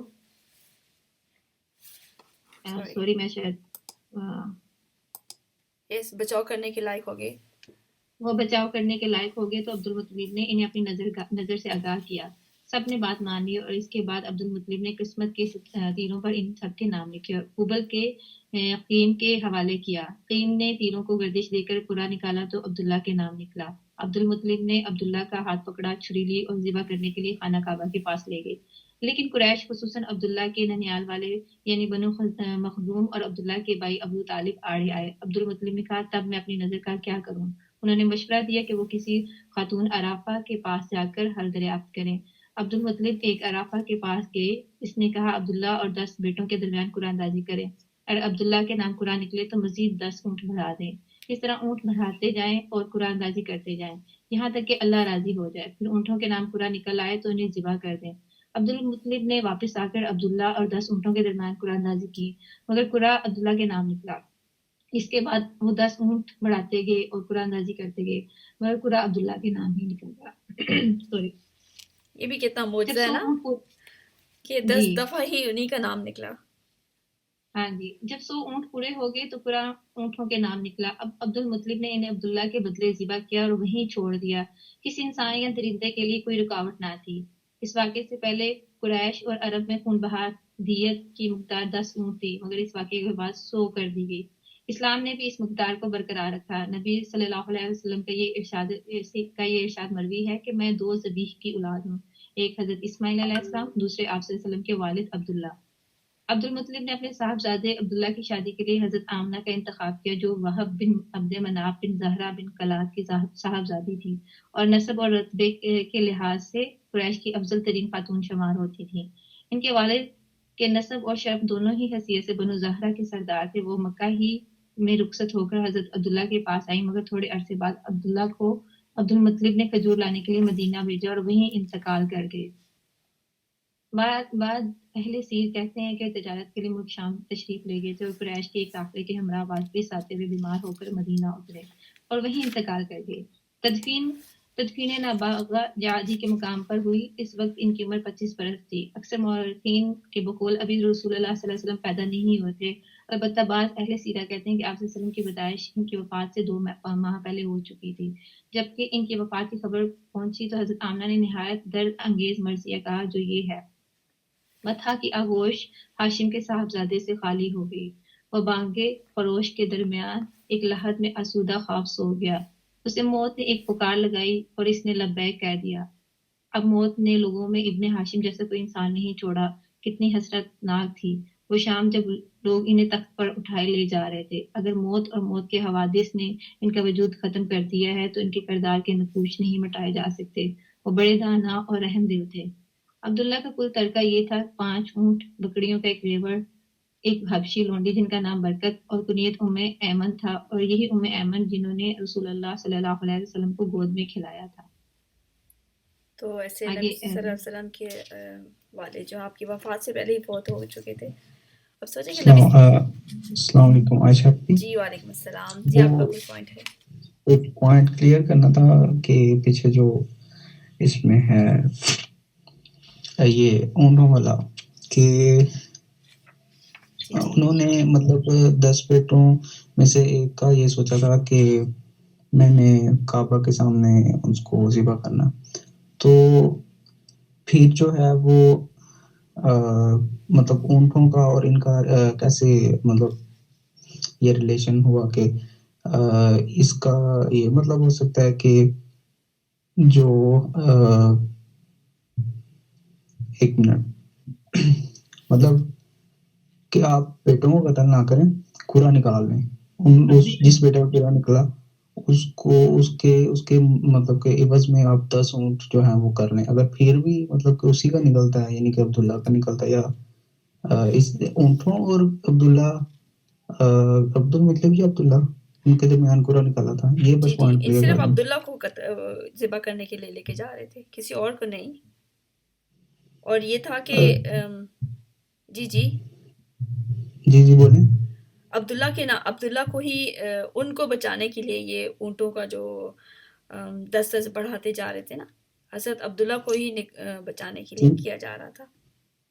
جی وہ اصل میں یہ منت تھی، انہوں نے منت مانگی تھی نا، تو منت کو پورا کرنا ضروری ہوتا ہے. جب وہ منت پوری کرنے لگے تھے نا تو پھر لوگوں نے ان کو منع کیا، ان کے بھائیوں نے بھی اور باقی سب، کیونکہ حضرت عبداللہ سب کو بہت پسند تھے، بہت چہیتے تھے. اتنا پیارا جوان جہاں لڑکا جب قربان ہونے جا رہا تھا، لوگوں کو یہ برداشت نہیں، انہوں نے ان کو روکا.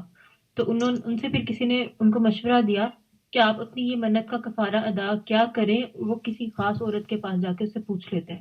اس عورت نے مشورہ یہ دیا تھا، اس وقت جو دیت تھی نا ایک انسان کے خون کے بدلے وہ 10 اونٹ تھی. ہاں، تو اس نے کہا تھا کہ آپ پرچی میں اس طرح لکھیں تو جتنی دیر تک اللہ تعالیٰ مطلب جس پہ راضی ہوگا نا تب عبداللہ کے نام کی پرچی نہیں نکلے گی، پھر اونٹوں کے نام کی پرچی نکلے گی. تو آپ تب تک جو ہے 10 اونٹ بڑھاتے جائیں. تو جب وہ 100 اونٹ تک آ گیا تھا نا تو پھر اونٹوں کی پرچی نکلی تھی.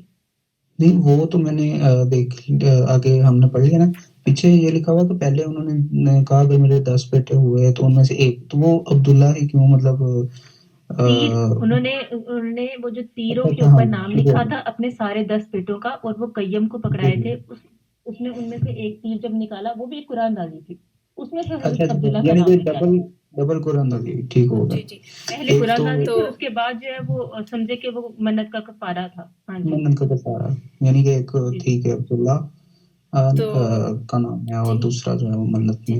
اب دیکھیں نبی صلی اللہ علیہ وسلم پھر اونٹ ہوگا ٹھیک ہوگا. تھوڑا اور ایلیبریٹ کر لیں تو یہ کہ اللہ تعالیٰ نے پہلے ان کو چوز کر لیا تھا، تو اللہ تعالیٰ نے یہ ساری چیزیں ایک مثال کے طور پہ آپ کے سامنے لانی تھی کہ اللہ تعالیٰ جب اپنے بندوں کو چوز کر لیتا ہے تو پھر وہ کس طرح منتخب کرتا ہے. آزمائش کرتے ہیں. یوسف علیہ السلام کو کنویں سے نکال کے بادشاہ بنایا تھا. تو اسی طرح اللہ تعالیٰ جب کسی کو چوز کرتا ہے پہلے ان کو مشکلات میں ڈالتا ہے، پھر ان مشکلات سے نکالتے ہیں اور تب جا کے اپنا کام لیتے ہیں. صحیح. اور دیکھیں کہ نبی صلی اللہ علیہ وسلم کے والد آپ کی وفات سے پہلے، آپ کی پیدائش سے پہلے ہی فوت ہو گئے تھے، اور خود ہمسیلف ان کے فادر کتنے اپنے فادر کے چہیتے اور بڑے پاک دامن اور بہت زیادہ خوبصورت نوجوان تھے، اور بہت زیادہ لاڈلے بھی تھے اس خاندان کے. اور لیکن دیکھیں کہ وہ اس سے پہلے ہی فوت ہو گئے. تو نبی صلی اللہ علیہ وسلم کے اگر والد زندہ ہوتے اب سوچیں تو پھر نبی صلی اللہ علیہ وسلم کی کیسی پرورش ہوتی، اور والد کی سائے میں، تو پھر تو کوئی اور چیز ہوتی نا، کوئی اور چیز بنتی. لیکن دیکھیں اللہ تعالیٰ نے ان سے یہاں سارے میں عائشہ مادی سہارے سب لے لیے، کہ اللہ تعالیٰ نے خود ان کو اپنے صرف سہارے پہ چھوڑا. اللہ تعالیٰ نے اپنے سہارے پہ چھوڑ کے ان کی ایسی پرورش ہوئی نبی صلی اللہ علیہ وسلم کی. جی حفصہ آپ کیا بول رہے ہیں؟ کروں گا اس میں پہلے جی وہ حفصہ بول لیں. جی حفصہ. ہاں جی، میں یہی کہنا چاہ رہی تھی کہ آپ صلی اللہ علیہ وسلم اس جو یہ قربانی والا سارا واقعہ ہے نا، اس میں جو قرا وغیرہ نکلا اور پھر 100 اونٹ قربان ہوئے، تو اس سے کوئی 1-2 سال ہی زندہ رہے تھے، مطلب شادی ہوئی اور اس کے بعد پھر ان کی جو ہے ڈیتھ ہو گئی.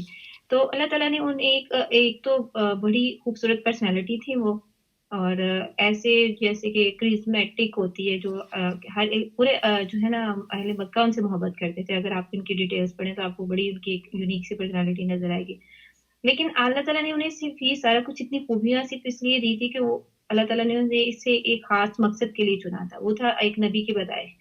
اور آپ صلی اللہ علیہ وسلم کسی کی پرسنالٹی کی ڈومیننسی میں نہیں آنا تھا. آپ صلی اللہ علیہ وسلم نے اپنی ایک شخصیت کے ساتھ گرو کرنا تھا. وہ جینس میں تو ان میں آئی، لیکن کسی کے زیر اثر اس طرح سے نہیں رہے آپ صلی اللہ علیہ وسلم. اللہ تعالیٰ نے خود حالات و واقعات کے ذریعے پالش کیا ان کو، اور وہ ایک اپنی شخصیت، کہتے ہیں نا ایک درخت کے سائے میں ایک پودا جو ہے وہ گرو نہیں کرتا اس طرح سے. بالکل. تو پھر نبی صلی اللہ علیہ وسلم میں بھی اپنے جب بڑے تھے تو اپنے فادر کا ہی ویژن رکھتے، اسی کو آگے لے کر چلتے.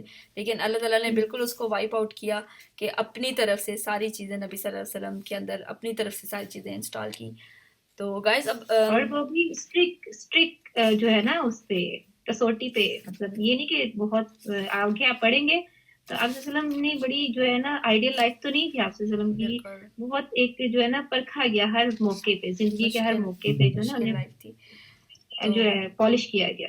اوکے. جی اچھا سے ایک یہ سلمان بھائی پہلے بات کر لیں. جی سلمان میں بھائی. صرف پوائنٹ ایڈ کرنا چاہ رہا تھا کہ یعنی کہ دیکھیں نبی علیہ السلام کے والد کو اگر اللہ تعالیٰ زندہ رکھتے تو پھر ہمیں موٹیویشن یہ نہیں ملنی تھی کہ جو ہے ایک یتیم ہے اس کو یہ موٹیویشن نہیں ملنی تھی کہ نبی علیہ السلام کے تو والد بھی تھے، میرے تو والد بھی نہیں. اگر اب وہ سارا بہانہ ختم ہو گیا اس کا کہ جی نبی علیہ السلام تو پہلے یتیم تھے، ٹھیک ہے، تو وہ موٹیویشنل ایک پوائنٹ اس میں بھی ایڈ ہو سکتا ہے کہ یہ اس لیے بھی کہ امت میں سے کوئی بھی یہ نہ سوچے کہ نبی صلی اللہ علیہ وسلم کے پاس تو یہ تھا، ان کا تو ایسے فیملی تھی، وہ تو ایسے کھاتے پیتے تھے، دولت مند تھے، تو میں تو ایسا نہیں ہوتا اس لیے میں نہیں فالو کر سکتا. تو اللہ تعالیٰ نے ان کو بالکل ایسے لیول پہ رکھا کہ امت میں سے کوئی بھی ان کے ساتھ ریلیٹ کر سکے اپنے آپ کو. تو گائز انشاءاللہ اب نیکسٹ چیپٹر سٹارٹ کرتے ہیں. اگر کسی کا پوائنٹ آیا، because we have only half an hour, اس کو ہم نے کمپلیٹ. میرے پاس پوائنٹ ہے، میں شیئر کر لوں. آپ کر لیں جلدی سے رمیسا. ایک تو یہ والا پوائنٹ یہ کہ جو یتیم والا پوائنٹ تھا کہ خود ترسی، سب سے زیادہ ہمارے معاشرے میں جو قابل ترس انسان ہوتا ہے نا وہ یتیم ہوتا ہے، اور اس لیے ان کے بہت زیادہ حقوق بھی ہیں اور اللہ تعالیٰ نے ان کے بارے میں بہت زیادہ خبردار بھی کیا. تو اللہ تعالیٰ نے مطلب اللہ کے نبی جو ہیں یتیم تھے، اس بات سے اللہ تعالیٰ نے ہمیں یہ سکھایا ہے کہ کوئی بھی بندہ خود ترسی نہ کرے، اپنے آپ کو بہت مظلوم نہ سمجھے، کیونکہ حضرت صلی اللہ علیہ وسلم سے زیادہ کوئی مظلوم اور وہ مجبور نہیں ہو سکتا تھا، لیکن وہ جب لیڈر بن سکتے ہیں تو پھر کوئی اور بھی بن سکتا ہے.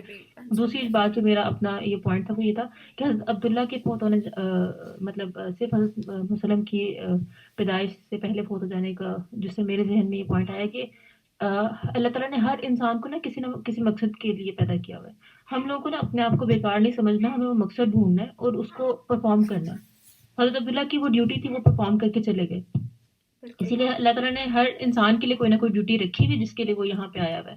تو یہ ہمارا کام ہے کہ ہم اس کو ڈھونڈیں اور دیکھیں، اور ہر ایک کی الگ ہوتی ہے اس بڑے مقصد میں، ہر ایک کی الگ ڈیوٹی ہے، اور وہ اس کو دیکھے، اس کے اوپر پھر فوکس کرے اور پھر اس کو پرفارم کرنے کی کوشش کرے اور اپنے آپ کو بیکار نہ سمجھے. صحیح، یہی حکمت تھی نبی صلی اللہ علیہ وسلم کی، یہ تھی.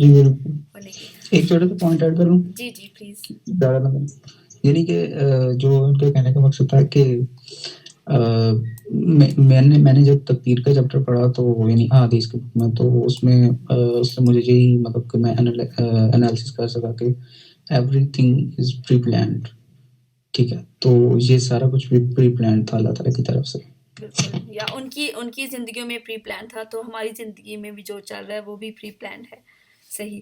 اوکے گائز، اب نیکسٹ چیپٹر سٹارٹ کرتے ہیں. ولادت با سعادت اور حیات طیبہ کے 40 سال.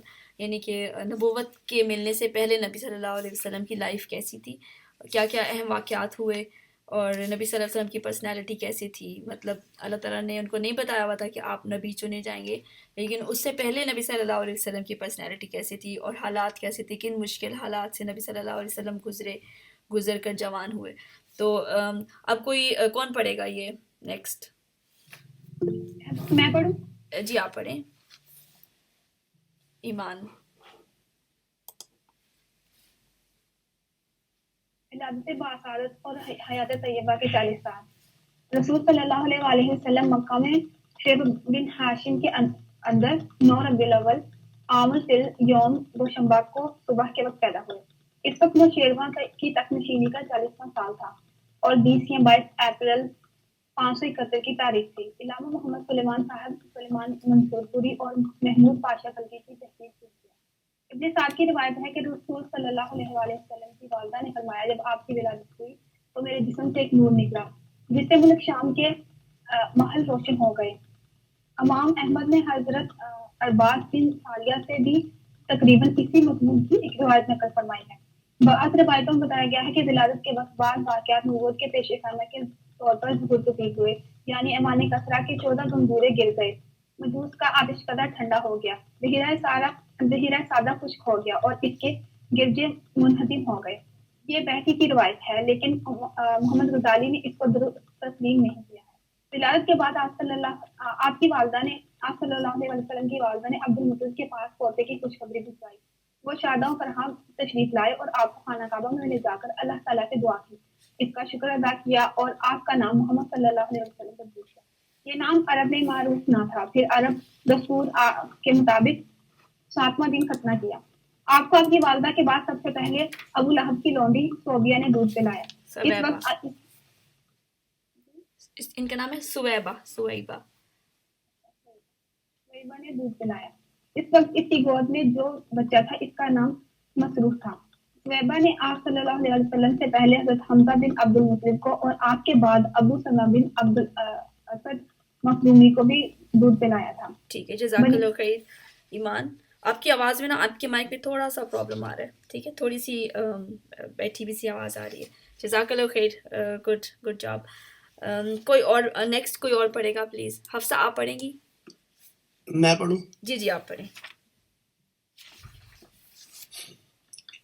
عرب کے شہری باشندوں کا دستور تھا کہ وہ اپنے بچوں کو شہری امراض سے دور رکھنے کے لیے دودھ پلانے والی بدوی عورتوں کے حوالے کر دیا کرتے تھے تاکہ ان کے جسم طاقتور اور اعصاب مضبوط ہوں اور اپنے گہوارے ہی سے خالص اور ٹھوس عربی زبان سیکھ لیں. اسی دستور کے مطابق عبد المطلب نے دودھ پلانے والی دائیا تلاش کی اور نبی صلی اللہ علیہ وسلم کو حضرت حلیمہ رضی اللہ عنہ بنت ابی زوائب کے حوالے کیا. یہ قبیلہ بنی سعد بن بکر کی ایک خاتون تھی. ان کے شوہر کا نام حارث بن عبد العزیٰ اور کنیت ابو کبشہ تھی اور وہ بھی قبیلہ بنی سعد ہی سے تعلق رکھتے تھے. حارث کی اولاد کے نام یہ ہیں جو رضاعت کے تعلق سے رسول اللہ صلی اللہ علیہ وسلم کے بھائی بہن تھے: عبداللہ، انیسہ، حذافہ یا جزامہ. انہی کا لقب شیمہ تھا اور اسی نام سے وہ زیادہ مشہور ہوئی. یہ رسول اللہ صلی اللہ علیہ وسلم کی گود کھلایا کرتی تھی. اس کے علاوہ ابو سفیان بن حارث بن عبد المطلب جو رسول اللہ صلی اللہ علیہ وسلم کے چچیرے بھائی تھے، وہ بھی حضرت حلیمہ رضی اللہ عنہ کے واسطے سے آپ کے رضائی بھائی تھے. آپ صلی اللہ علیہ وسلم کے چچا حضرت حمزہ رضی اللہ بن عبد المطلب بھی دودھ پلانے کے لیے بنو سعد کی ایک عورت کے حوالے کیے گئے تھے. اس عورت نے بھی ایک دن جب رسول اللہ صلی اللہ علیہ وسلم حضرت حلیمہ کے پاس تھے آپ کو دودھ پلا دیا.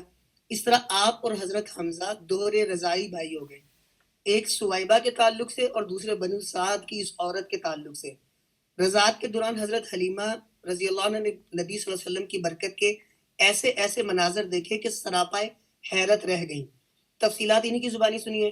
ابن اسحاق کہتے ہیں کہ حضرت حلیمہ بیان کیا کرتی تھی کہ وہ اپنے شوہر کے ساتھ اپنا ایک چھوٹا سا دودھ پیتا بچہ لے کر بنی سعد کی کچھ عورتوں کے قافلے میں اپنے شہر سے باہر دودھ پینے والے بچوں کی تلاش میں نکلی. یہ قحط سالی کے دن تھے اور قحط نے کچھ باقی نہ چھوڑا تھا. میں اپنی ایک سفید گدھی پر سوار تھی اور ہمارے پاس ایک اونٹنی بھی تھی، لیکن بخدا اس سے ایک قطرہ دودھ نہ نکلتا تھا. ادھر بھوک سے بچہ اس قدر بلکتا تھا کہ ہم رات بھر سو نہیں سکتے تھے. نہ میرے سینے میں بچے کے لیے کچھ تھا، نہ اونٹنی اس کی خوراک دے سکتی تھی. بس ہم بارش اور خوشحالی کی آس لگائے بیٹھے تھے. میں اپنی گدی پر سوار ہو کر چلی تو وہ کمزوری اور دبلے پن کے سبب اتنی سست رفتار نکلی کہ پورا قافلہ تنگ آ گیا. خیر ہم کسی نہ کسی طرح دودھ پینے والے بچوں کی تلاش میں مکہ پہنچ گئے. پھر ہم میں سے ایسی نہیں تھی جس پر رسول اللہ صلی اللہ علیہ وسلم کو پیش نہ کیا گیا ہو. مگر جب اسے بتایا جاتا کہ آپ صلی اللہ علیہ وسلم یتیم ہیں تو وہ آپ صلی اللہ علیہ وسلم کو لینے سے انکار کر دیتی، کیونکہ ہم بچے کے والد سے داد و عش کی امید رکھتے تھے. ہم کہتے تھے یہ تو یتیم ہے، بھلا اس کی بیوہ ماں اور اس کے دادا کیا دے سکتے ہیں. بس یہی وجہ تھی کہ ہم آپ کو لینا نہیں چاہتے تھے. ادھر جتنی عورتیں میرے ہمراہ آئی تھیں سب کو کوئی نہ کوئی بچہ مل گیا، صرف مجھ ہی کو نہ مل سکا. جب واپسی کی باری آئی تو میں نے اپنے شوہر سے کہا خدا کی قسم مجھے اچھا نہیں لگتا میری ساری سہیلیاں تو بچے لے کر جائیں اور تنہا میں کوئی بچہ لیے بغیر واپس جاؤں. میں جا کر اسی یتیم بچے کو لے لیتی ہوں. شوہر نے کہا کوئی حرج نہیں، ممکن ہے اللہ اسی میں ہمارے لیے برکت دے. اور اسی کے بعد میں نے جا کر بچہ لے لیا اور محض اس بنا پر لے لیا کہ کوئی اور بچہ نہ مل سکا. حضرت حلیمہ رضی اللہ عنہ کہتی ہیں کہ جب میں بچے کو لے کر اپنے ڈیرے پر واپس آئی اور اسے اپنی آغوش میں رکھا تو اس نے جس قدر چاہا دونوں سینے دودھ کے ساتھ اس پر امٹ پڑے اور اس نے شکم سیر ہو کر پیا.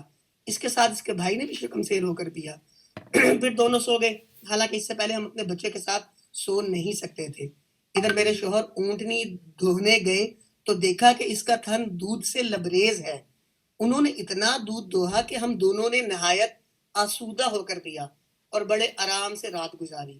ان کا بیان ہے کہ صبح ہوئی تو میرے شوہر نے کہا حلیمہ خدا کی قسم تم نے ایک بابرکت روح حاصل کی ہے.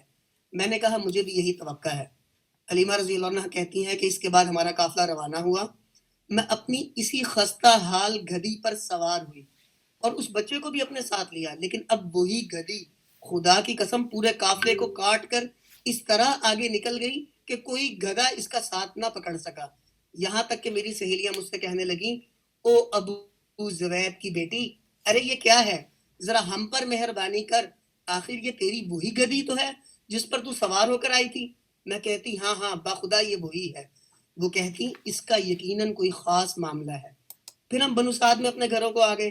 مجھے معلوم نہیں کہ اللہ کی روئے زمین کا کوئی خطہ ہمارے علاقے سے زیادہ قحط زدہ تھا، لیکن ہماری واپسی کے بعد میری بکریاں چرنے جاتی تو وہ آسودہ حال اور دودھ سے بھرپور واپس آتی. ہم دھوتے اور پیتے جبکہ کسی اور انسان کو دودھ کا ایک قطرہ بھی نصیب نہ ہوتا. ان کے جانوروں کے تھنوں میں دودھ سرے سے رہتا ہی نہ تھا. حتیٰ کہ ہماری قوم کے شہری اپنے چرواہوں سے کہتے کہ کم بختوں جانور وہیں چرانے لے جایا کرو جہاں ابو زوید کی بیٹی کا چرواہا لے جاتا ہے. لیکن تب بھی ان کی بکریاں بھوکی واپس آتی، ان کے اندر ایک قطرہ دودھ نہ رہتا، جبکہ میری بکریاں آسودہ اور دودھ سے بھرپور پلٹتی. اس طرح ہم اللہ کی طرف سے مسلسل اضافے اور خیر کا مشاہدہ کرتے رہے، یہاں تک کہ اس بچے کے 2 سال پورے ہو گئے اور میں نے دودھ چھڑا دیا. یہ بچہ دوسرے بچوں کے مقابلے میں اس طرح بڑھ رہا تھا کہ 2 سال پورے ہوتے ہوتے وہ کڑا اور گھٹیلا ہو چلا. اس کے بعد ہم اس بچے کو اس کی والدہ کے پاس لے گئے، لیکن ہم اس کی جو برکت دیکھتے آئے تھے اس کی وجہ سے ہماری انتہائی خواہش یہی تھی کہ وہ ہمارے پاس رہے. چنانچہ ہم نے اس کی ماں سے گفتگو کی. میں نے کہا کیوں نہ آپ اپنے بچوں کو میرے پاس ہی رہنے دیں کہ ذرا مضبوط ہو جائے، کیونکہ مجھے اس کے متعلق مکہ کی وبا کا خطرہ ہے. غرض ہمارے مسلسل اصرار پر انہوں نے بچہ ہمیں واپس دے دیا. اوکے جزاک اللہ خیر. جزاک نہیں آپ نے بہت اچھا پڑھا ہے، بہت اچھا جزاک اللہ. یہ جو برکت والی بات ہے نا، یہاں پہ برکت کا کانسیپٹ ہے کہ تو برکت کا کانسیپٹ آپ لوگوں کے خیال میں فزیکل ہوتا ہے یا اسپریچول ہوتا ہے؟ اس کے اوپر مہد آپ نے کچھ ریسرچ کی تھی، آپ بتانا چاہیں گے؟ مہد ابھی آپ یہاں پہ ہیں؟ میں اس کے اوپر کچھ بتاؤں؟ جی آپ بتائیں ضرور. برکت بیسیکلی ایک ایسی چیز ہے کہ سمجھے کہ اگر آپ کی انکم ہے 5 روپے اور مطلب آپ کا اس میں بھی گزارا جو ہے وہ بہت اچھے سے ہو جاتا ہے، اور اگر آپ کے مال میں برکت نہیں ہے، مال کی بات کر رہا ہوں میں، تو آپ کی انکم بہت زیادہ بھی ہو لیکن آپ تنگ دست ہوتے ہیں. اور اسی طرح عمر میں برکت، عمل میں برکت، رزق میں برکت، مطلب برکت کسی بھی چیز کو فزیکلی میرا خیال ہے بڑھاتی گھٹاتی نہیں ہے، لیکن اس کے اندر اس طرح سے مطلب گنجائش پیدا ہو جاتی ہے کہ آپ جو ہے مطلب سارا کچھ اپنا پورا کر لیتے ہیں، یا اپنی عمر میں بہت زیادہ کام کر لیتے ہیں، یا اپنے مال سے بالکل خوشحالی سے گزر بسر کر لیتے ہیں، بے شک وہ تھوڑا بھی ہو. بالکل. اس میں ایک میں پوائنٹ ایڈ کر سکتا ہوں کہ برکت فزیکلی ہوتی ہے یا اسپرچل ہوتی ہے. تو اس کو دو طریقوں سے، دو نظریات سے دیکھا جا سکتا ہے کہ انسان کے اندر جو اس کا جذبہ ہے یا برکت کو جو سمجھتا ہے وہ اسپرچل ہوگی، لیکن اس کا جو افیکٹ ہے وہ فزیکلی ہو سکتا ہے. اس کے لیے میں اس واقعے کو 100% شور نہیں جاتا کیونکہ میں نے وہ پڑھا نہیں ہے، صرف سنا ہے. تو وہ کہتے ہیں کہ واقعہ ہے چھوٹا سا کہ ایک شخص تھا، اس نے جو ہے وہ مطلب 1 درہم مثال کے طور پہ اس نے نا وہ کمایا. تو اس طرح کا کہ آگے مجھے واقعی تھوڑا سا ذہن میں نہیں آ رہا، لیکن اس نے کمایا اور اس کو کہیں سے مطلب کہ پتہ چلا کہ اس میں برکت نہیں ہے یا نہیں، تو اور اس میں برکت ہے. اسی طرح کر کے واقعہ آگے چلتا ہے. تو اس درہم سے وہ جو ہے نا جس میں برکت ہوتی ہے، اس درہم سے وہ ایک مچھلی خریدتا ہے. تو جب وہ مچھلی خریدتا ہے تو جو ہے نا وہ جب اس کو گھر لا کے کاٹتے ہیں تو اس میں جو ہے نا کچھ ہیرے جواہرات جو مچھلی نے کھائے ہوتے ہیں مچھلی کے پیٹ سے نکلتے ہیں. تو یعنی کہ ان کا جو ہے نا وہ اس 1 روپے کی برکت یہ ہوتی ہے کہ ان کو کافی کچھ مل جاتا ہے، یعنی کہ ہیرے جواہرات کچھ چند ایک ہیرے اس مچھلی میں آ جاتے ہیں. تو اس طرح سنایا جاتا ہے واقعہ برکت کے پوائنٹ آف ویو سے. تو اس کا ایفیکٹ جو ہے وہ فزیکلی ہوا ہے، برکت لیکن کا جی اگر سیرا سے ہم لینا ایگزامپل تو اس میں وہ واقعہ میرے ذہن میں آ رہا تھا کہ ایک صحابی کے گھر حضرت وسلم گئے تھے اور مہمان بنے تھے. تو انہوں نے کہا کہ ہمارے پاس تو کچھ نہیں ہے کھانے کو. تو انہوں نے کہا کہ حضرت وسلم نے صحابی سے کہا کہ برتن تھوڑا سا جو بھی ہے پکا لو اور اس کے بعد برتن کے اوپر سے ڈھکن نہیں ہٹانا اور اس کو ڈھکا رہنے دینا اور بسم اللہ پڑھ کے اس میں سے نکالے جانا. اور پورے لشکر مطلب حضرت وسلم کے ساتھ جتنا بھی وہ لوگ تھے سب نے کھایا اور ان کے گھر والوں نے بھی کھایا. اتنی برکت ڈالی. تو اس سے اگر ہم اپنی لائف میں اس چیز سے سیکھیں نا تو یہ تجربہ میرے سگے پھوپھا اور میرے تایا بھی لگتے ہیں، میرے ابو کے کزن تھے، ان کے ساتھ ہوا کہ وہ ایک جس طرح درس ہوتا ہے یا اس طرح کا کوئی پروگرام تھا بڑا اجتماع جس میں کھانے کے لیے جو ہے نا انہوں نے ارینج جتنا کیا ہوا تھا نا تو لوگ بہت زیادہ آ گئے تھے. تو انہوں نے کیا کیا، وہ سب پریشان ہو گئی جو انتظامیہ تھی. تو ان کے اندر بہت توکل تھا. تو انہوں نے کہا کہ آپ پریشان نہ ہو، آپ مجھے دیں. انہوں نے وہ دیگ کے اوپر جو ہے وہ کپڑا ڈال دیا اور بسم اللہ پڑھ کے وہ ڈالتے جاتے. اور وہ ابو بتاتے ہیں کہ سارا جتنے بھی لوگ تھے نا سب میں وہ کھانا پورا ہے اور ایک بھی بندہ نہیں بچا جس کو پیٹ بھر کے کھانا نہ ملا ہو. تو یہ اس سے جو واقعات ہوتے ہیں نا وہ برکت کے، وہ صرف سننے کے لیے نہیں، اگر ہمیں اس کے اوپر مطلب ہمیں سکھاتے ہیں کہ اگر ہم توکل رکھیں تو پھر وہ جو ہے نا ہمارے ساتھ بھی وہ واقعات پیش آ سکتے ہیں. اور بیسیکلی ایسا آپ اسلام میں آپ کو برکت کا پورا ایک کانسیپٹ ملے گا، کیونکہ یہ صرف واقعات ہی نہیں ہے. مطلب اسلام ہی وہ واحد دین ہے جو برکت کا کانسیپٹ دیتا ہے. باقی سب ادیان کیا کہتے ہیں کہ 1 اور 1 2 ہوتے ہیں، لیکن اسلام کہتا ہے 1 اور 1 11 بھی ہو سکتے ہیں. کہ جو اصحاب صفا والا واقعہ ہے کہ جب ابو ہریرہ بہت بھوکے تھے، پہلے کچھ صحابہ کے پاس گئے اور انہوں نے کچھ مسائل پوچھے، لیکن ان کی بھوک، وہ اصل میں تو بھوک کی وجہ سے جا رہے تھے کہ شاید میرے چہرے سے پہچان لیں، لیکن کسی نے ان کا وہ نہیں مسئلہ سمجھا. اور آپ صلی اللہ علیہ وسلم کے پاس جب گئے تو انہوں نے ویسے ہی مسئلہ بیان کیا اور کہا کہ مجھے اس کا حل بتا دیں. تو آپ صلی اللہ علیہ وسلم نے مسکرا کے کہا کہ آپ بھوکے ہیں. اور پھر ایک پیالہ منگوایا گیا جس میں دودھ تھا، اور وہ تقریباً 80 کے قریب لوگ تھے اصحاب صفا، اور حضرت ابو ہریرہ کو ہی دیا گیا کہ وہ سب کو روٹیٹ کریں. پہلے آپ صلی اللہ علیہ وسلم نے اس سے تھوڑا سا پیا اور پھر سب میں روٹیٹ ہوا، حتیٰ کہ سب نے پیٹ بھر کے پیا، وہ ایک پیالے سے ہی پیا. اور آخر میں حضرت ابو ہریرہ کو دیا اور کہتے ہیں کہ آپ صلی اللہ علیہ وسلم نے مجھے بار بار کہا کہ پیے، حتیٰ کہ میں بہت فل ہو گیا. اور اینڈ پہ آپ صلی اللہ علیہ وسلم نے اس کو پیا اور وہ ختم ہو گیا. اور اس کے بارے میں یہ بھی ہے کہ اگر وہ آپ صلی اللہ علیہ وسلم نہ پیتے تو وہ کبھی بھی ختم نہ ہوتا. اور پھر آپ صلی اللہ علیہ وسلم نے عورتوں کو جو ایک نصیحت کی ہے ایک حدیث میں کہ گن گن کے مال مت رکھا کریں، گنا مت کریں، عورتوں کو پائے صدقہ کرا کریں، کیونکہ گننے سے برکت نہیں رہتی. پھر کھانے کے وسط میں سے کھانے سے بھی منع کیا گیا کیونکہ کھانے کے درمیان میں برکت ہوتی ہے. تو ویسے تو یہ ایک اسپرچولی چیز ہے برکت، لیکن اس کا اثر فزیکلی ہوتا ہے. تب حضرت عائشہ کی ایک روایت ہے کہ وہ کھجوروں کا ایک ان کے پاس تھا بڑا سا بیگ اور اس میں سے صدقہ کرتی رہتی تھی. اور وہ ختم نہیں ہوئی. کافی عرصہ وہ اس سے صدقہ کرتی رہی, خود بھی استعمال کرتی, لیکن وہ دیکھے بغیر یوز کرتی رہی. اور کہتی ہے ایک دن مجھے تجسس ہوا کہ ختم کیوں نہیں ہو رہی ہیں. تو کہتی ہے میں نے دیکھا تو اس میں تھوڑی سی کھجوریں باقی تھی اور اس کے بعد وہ ختم ہو گئی. تو جو ہے ہمارے گننے میں اور کچھ چیزیں ہوتی ہیں جو برکت کو ختم بھی کرتی ہیں. یہ بھی ہمارے دین نے گائیڈ کیا ہے کہ گننے میں برکتی ہے, اور کھانے کو جیسے اپنے کہا کہ پورا برتن کا ڈھکن ہٹا دینے میں بھی, کھانے کے وسط میں سے کھانے سے بھی. تو یہ کہ اسلام میں پراپر ایک برکت کا کانسیپٹ ہے اور اس کے ڈو اینڈ ڈونٹس بھی ہیں. صحیح, جزاک اللہ خیر.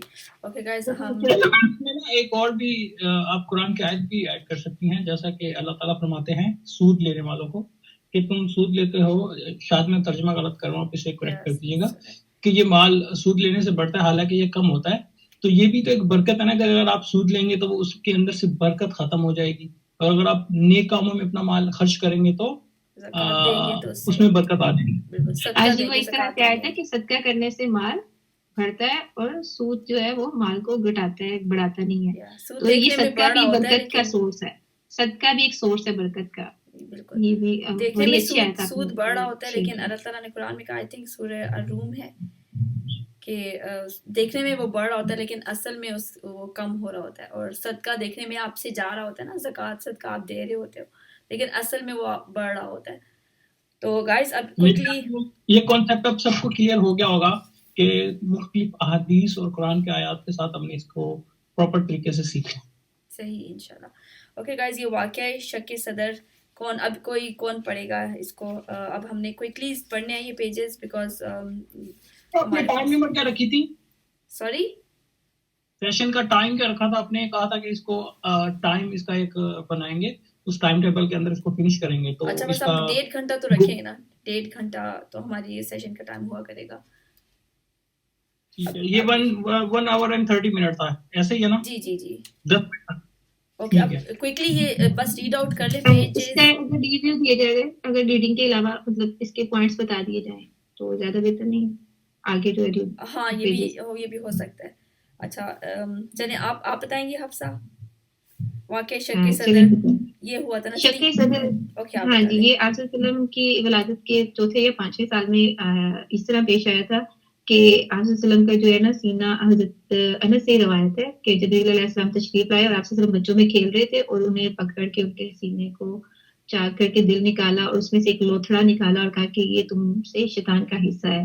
پھر اس دل کو تشت میں زمزم کے پانی سے دھویا اور اسی جگہ واپس جو ہے لوٹا دیا گیا. تو اور یہ جو ہے اس کے بعد پھر ایک خبر پھیل گئی کہ آپ صلی اللہ علیہ وسلم کو جو ہے قتل کر دیا گیا, اور پھر جو ہے حضرت حلیمہ اس سے پریشان ہوئی, اور پھر انہوں نے کیا کیا کہ ان کو واپس ان کی والدہ کے پاس چھوڑ آئی. اور جب وہ اپنی والدہ کے پاس آئی تو تقریباً 6 سال کی عمر تک وہ رہے, اور اس کے بعد پھر حضرت جو آمنہ ہے وہ جو حضرت عبداللہ کی جو ہے وہ ادھر گئی ان کی جو ہے قبر پہ, اور واپسی میں بیماری نے آن دیا, اور پھر وہ ابوا کے مقام پر ان کی جو ہے ڈیتھ ہو گئی. اس کے بعد آپ صلی اللہ علیہ وسلم جو ہے اپنے دادا کے سایہ شفقت میں آئے, اور عبد المطلب اپنے پوتے کو لے کر, یہاں سے ریڈنگ کرنی ہے, یہ بھی پوائنٹس چلیں اس کو بتا دیں. ریڈ کر لیں اس کو. اچھا, عبد المطلب اپنے پوتے کو لے کر مکہ پہنچے. ان کا دل اپنے میرا پیج ہے, پوتے کی محبت و شفقت کے جذبات سے تپ رہا تھا, کیونکہ اب انہیں ایک نیا چرکا لگا تھا جس نے پرانے زخم کریٹ دیے تھے. عبد المطلب کے جذبات میں پوتے کے لیے ایسی رقت تھی کہ اپنی سربی اولاد میں سے بھی کسی کے لیے ایسی رقت نہ تھی. چنانچہ قسمت نے آپ کو تنہائی کے جس صحرا میں لا کھڑا کیا تھا, عبد المطلب اس میں آپ کو تنہا چھوڑنے کے لیے تیار نہ تھے, بلکہ آپ کو اپنی اولاد سے بڑھ کر چاہتے اور بڑوں کی طرح ان کا احترام کرتے. ابن ہشام کا بیان ہے کہ عبد المطلب کے لیے خانہ کعبہ کے سائے میں فرش بچھایا جاتا, یعنی کہ ان کا تخت لگایا جاتا تھا. ان کے سارے لڑکے فرش کے گرد بیٹھ جاتے. عبد المطلب تشریف آتے تو فرش پر بیٹھتے. ان کی عظمت کے پیش نظر ان کا کوئی لڑکا فرش پر نہ بیٹھتا, لیکن رسول اللہ صلی اللہ علیہ وسلم تشریف آتے تو فرش پر ہی بیٹھ جاتے. ابھی آپ کم عمر تھے. آپ صلی اللہ علیہ وسلم کے چچا حضرات آپ کو پکڑ کر اتار دیتے, لیکن جب عبد المطلب انہیں ایسا کرتے دیکھتے تو فرماتے اس بیٹے کو چھوڑ دو, بخدا اس کی شان نرالی ہے. پھر انہیں اپنے ساتھ فرش پر بٹھا لیتے اور اپنے ہاتھ سے پیٹ سے لاتے اور ان کی نقل و حرکت دیکھ کر خوش ہوتے. آپ صلی اللہ علیہ وسلم کی عمر ابھی 8 سال 2 مہینے 10 دن ہوئی تھی کہ دادا عبد المطلب کا سایہ شفقت اٹھ گیا, اور ان کا انتقال مکہ میں ہوا. اور وہ وفات سے پہلے آپ صلی اللہ علیہ وسلم کے چچا ابو طالب کو آپ کے والد عبداللہ کے سگے بھائی تھے کی کفالت کی وصیت کر گئے. ابو طالب نے اپنے بھتیجے کے حق کی کفالت بڑی خوبی سے ادا کیا. آپ صلی اللہ علیہ وسلم کو اپنی اولاد میں شامل کیا، بلکہ ان سے بڑھ کر مانا، مزید اعزاز و احترام سے نوازا، 40 سال تک سے زیادہ عرصے تک قوت پہنچائی، اپنی حمایت کا سایہ دراز رکھا، اور آپ صلی اللہ علیہ وسلم ہی کی بنیاد پر دوستی اور دشمنی کی مزید وضاحت اپنی جگہ آ رہی ہے. ابن ساکر نے جہمہ بن عرفتہ سے روایت کی ہے کہ میں مکہ آیا، لوگ قحط سے دو چار تھے. قریش نے کہا ابو طالب وادی قحط کا شکار ہے، بچے کال کی زد میں، چلیے بارش کی دعا کیجیے. ابو طالب ایک بچہ ساتھ لے کر برآمد ہوئے. بچہ ابر آلود سورج معلوم ہوتا تھا، جس سے گھنا بادل ابھی چھٹا ہو. اس کے ارد گرد اور بھی بچے تھے. ابو طالب نے اس بچے کا ہاتھ پکڑا اور اس کی پیٹھ کعبہ کی دیوار سے ٹیک دی. بچے نے ان کی انگلی پکڑ رکھی تھی. اس وقت آسمان پر بادل کا ایک ٹکڑا نہ تھا، لیکن دیکھتے دیکھتے ادھر ادھر سے بادل کی آمد شروع ہو گئی. ایسی دھواں بارش ہوئی کہ وادی میں سیلاب آ گیا. شہر و بیاں شاداب ہو گئے. بعد میں ابو طالب نے اسی واقعے کی طرف اشارہ کرتے ہوئے محمد صلی اللہ علیہ وسلم کی مدح میں کہا، وہ خوبصورت ہیں، ان کے چہرے سے بارش کا فیضان طلب کیا جاتا ہے، یتیموں کے ماوا اور بیواؤں کے محافظ ہے. آگے یہ تجارت جو شام کی طرف سفر کے لیے نکلے تھے ان کے ساتھ، ابو طالب کے ساتھ، تو بحیرہ راہب جو ہے انہوں نے آپ صلی اللہ علیہ وسلم کو دیکھتے ہی پہچان لیا تھا، اور وہ اپنے اس گرجے سے نکل آئے تھے، حالانکہ وہ کبھی بھی ادھر سے باہر نہیں آئے تھے. انہوں نے ہاتھ پکڑ کر کہا تھا، یہ سید العالمین ہے، اللہ نے انہیں رحمت العالمین بنا کے بھیجا ہے. ابو طالب نے کہا، آپ کو یہ کیسے معلوم ہے؟ اس نے کہا، تم لوگ جب گھاٹی کی جانب نمودار ہوئے تو کوئی درخت یا پتھر ایسا نہیں تھا جو سجدہ کے لیے نہ جھک گیا ہو، اور یہ چیزیں نبی کے علاوہ کسی اور انسان کو سجدہ نہیں کرتے. پھر انہیں مہر نبوت سے پہچانتا ہوں جو کندھے کے گرد نرم ہڈی کے پاس سیب کی طرح ہے، اور ہم انہیں اپنی کتابوں میں بھی پاتے ہیں. اس کے بعد بحیرہ راہب نے انہیں منع کر دیا کہ یہود سے خطرہ ہے تو انہیں شام مت لے کے جائیں، تو انہیں واپس بھیج دے گا. جنگ فجار آپ کی اب دیکھیں کہ 15 یہ جو سال کی عمر بحیرہ میں راہب پیش آئی تھا، تھی. بحیرہ راہب، اس کے جی پاس یہ بحیرہ جو راہب تھا، جو اس کے پاس کیا نالج تھا کہ اس کو نظر آ گیا کہ درخت بھی سجدہ کر رہے ہیں اور پتھر بھی سجدہ کر رہے ہیں، لیکن باقی لوگوں کو نظر نہیں آیا. تو یہ کیونکہ بھی وہ عالم تھا، یہودی علماء کے پاس بہت علم ہوتا تھا. کیا مطلب کس طرح کو اور اللہ تعالیٰ نے ان کو نالج دیا؟ کتاب یہ یہودی عالم نہیں، عیسائی عالم تھا. سلمان بھائی اپنا مائک آف کر لیں پلیز. یہ عیسائی عالم تھے اور ان کی کتابوں میں نشانیاں تھیں آپ صلی اللہ علیہ وسلم کی، اور وہ جو کہہ رہے ہیں نا کہ یہ چیزیں نبی کے علاوہ کسی چیز کو سجدہ نہیں کرتی، تو یہ لوگ جانتے تھے کہ ایک نبی کی کیا ان کے پاس بہت سارے انبیاء آئے تھے ایک تواتر سے، تو ان کی نشانیاں بھی تھیں ان کے پاس سے. تو یہ علم رکھتے تھے اس چیز کا کہ ایک نبی جو ہوتا ہے وہ عام انسان نہیں ہوتا، اس کے اندر کچھ یونیک چیزیں ہوتی ہیں. اور پھر مہر نبوت بھی تھے نا. آپ صلی اللہ علیہ وسلم کی جو علامات میں سے جو مہر نبوت تھی وہ سب سے واضح تھی، جس کی بتایا گیا تھا. ہمیں اتنی ڈیٹیلز نہیں پتا، جیسے دجال کے بارے میں بھی ابھی بھی ہمیں اتنی ڈیٹیلز نہیں پتا جتنی کہ آپ اگر یہودی علماء سے سنیں نا یا عیسائیوں سے، تو وہ ان کو زیادہ ڈیٹیلز پتہ ہیں، ان کی نشانیاں زیادہ، یہ زیادہ مطلب نالج ہے ان کے پاس.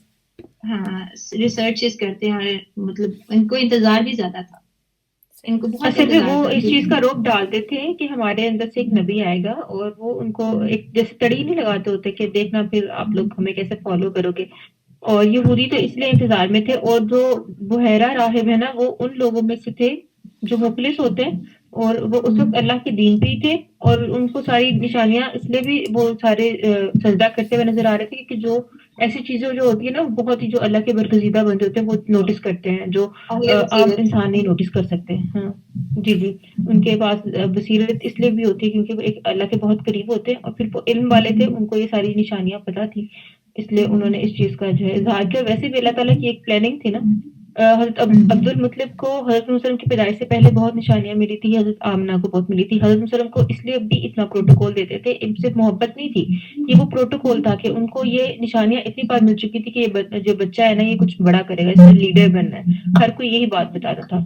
اور یہ جو ہے نا ان کے خاندان والے سارے پہلے اس بات پہ خوش تھے، جن کو بھی پتا تھا ان پہ فخر کرتے تھے، لیکن جب وہ نبوت کا دعویٰ کیا نا تو وہی خاندان ان کے خلاف ہو گئے تھے، کیونکہ وہ یہ ایکسپیکٹیشن نہیں رکھتے تھے، اور حضرت عبد المطلب کو بھی نہیں پتا تھا کہ وہ بڑا کام ہوگا کیا. یہ جو ابو طالب کو بتایا تھا نا، یہ پہلی بار یہ بات ہوئی تھی کہ یہ نبوت، یہ نبی ہے. اس سے پہلے صرف نشانیاں یہ ہو رہی تھی کہ وہ بڑا انسان بنے گا، کوئی بڑا لیڈر بنے گا.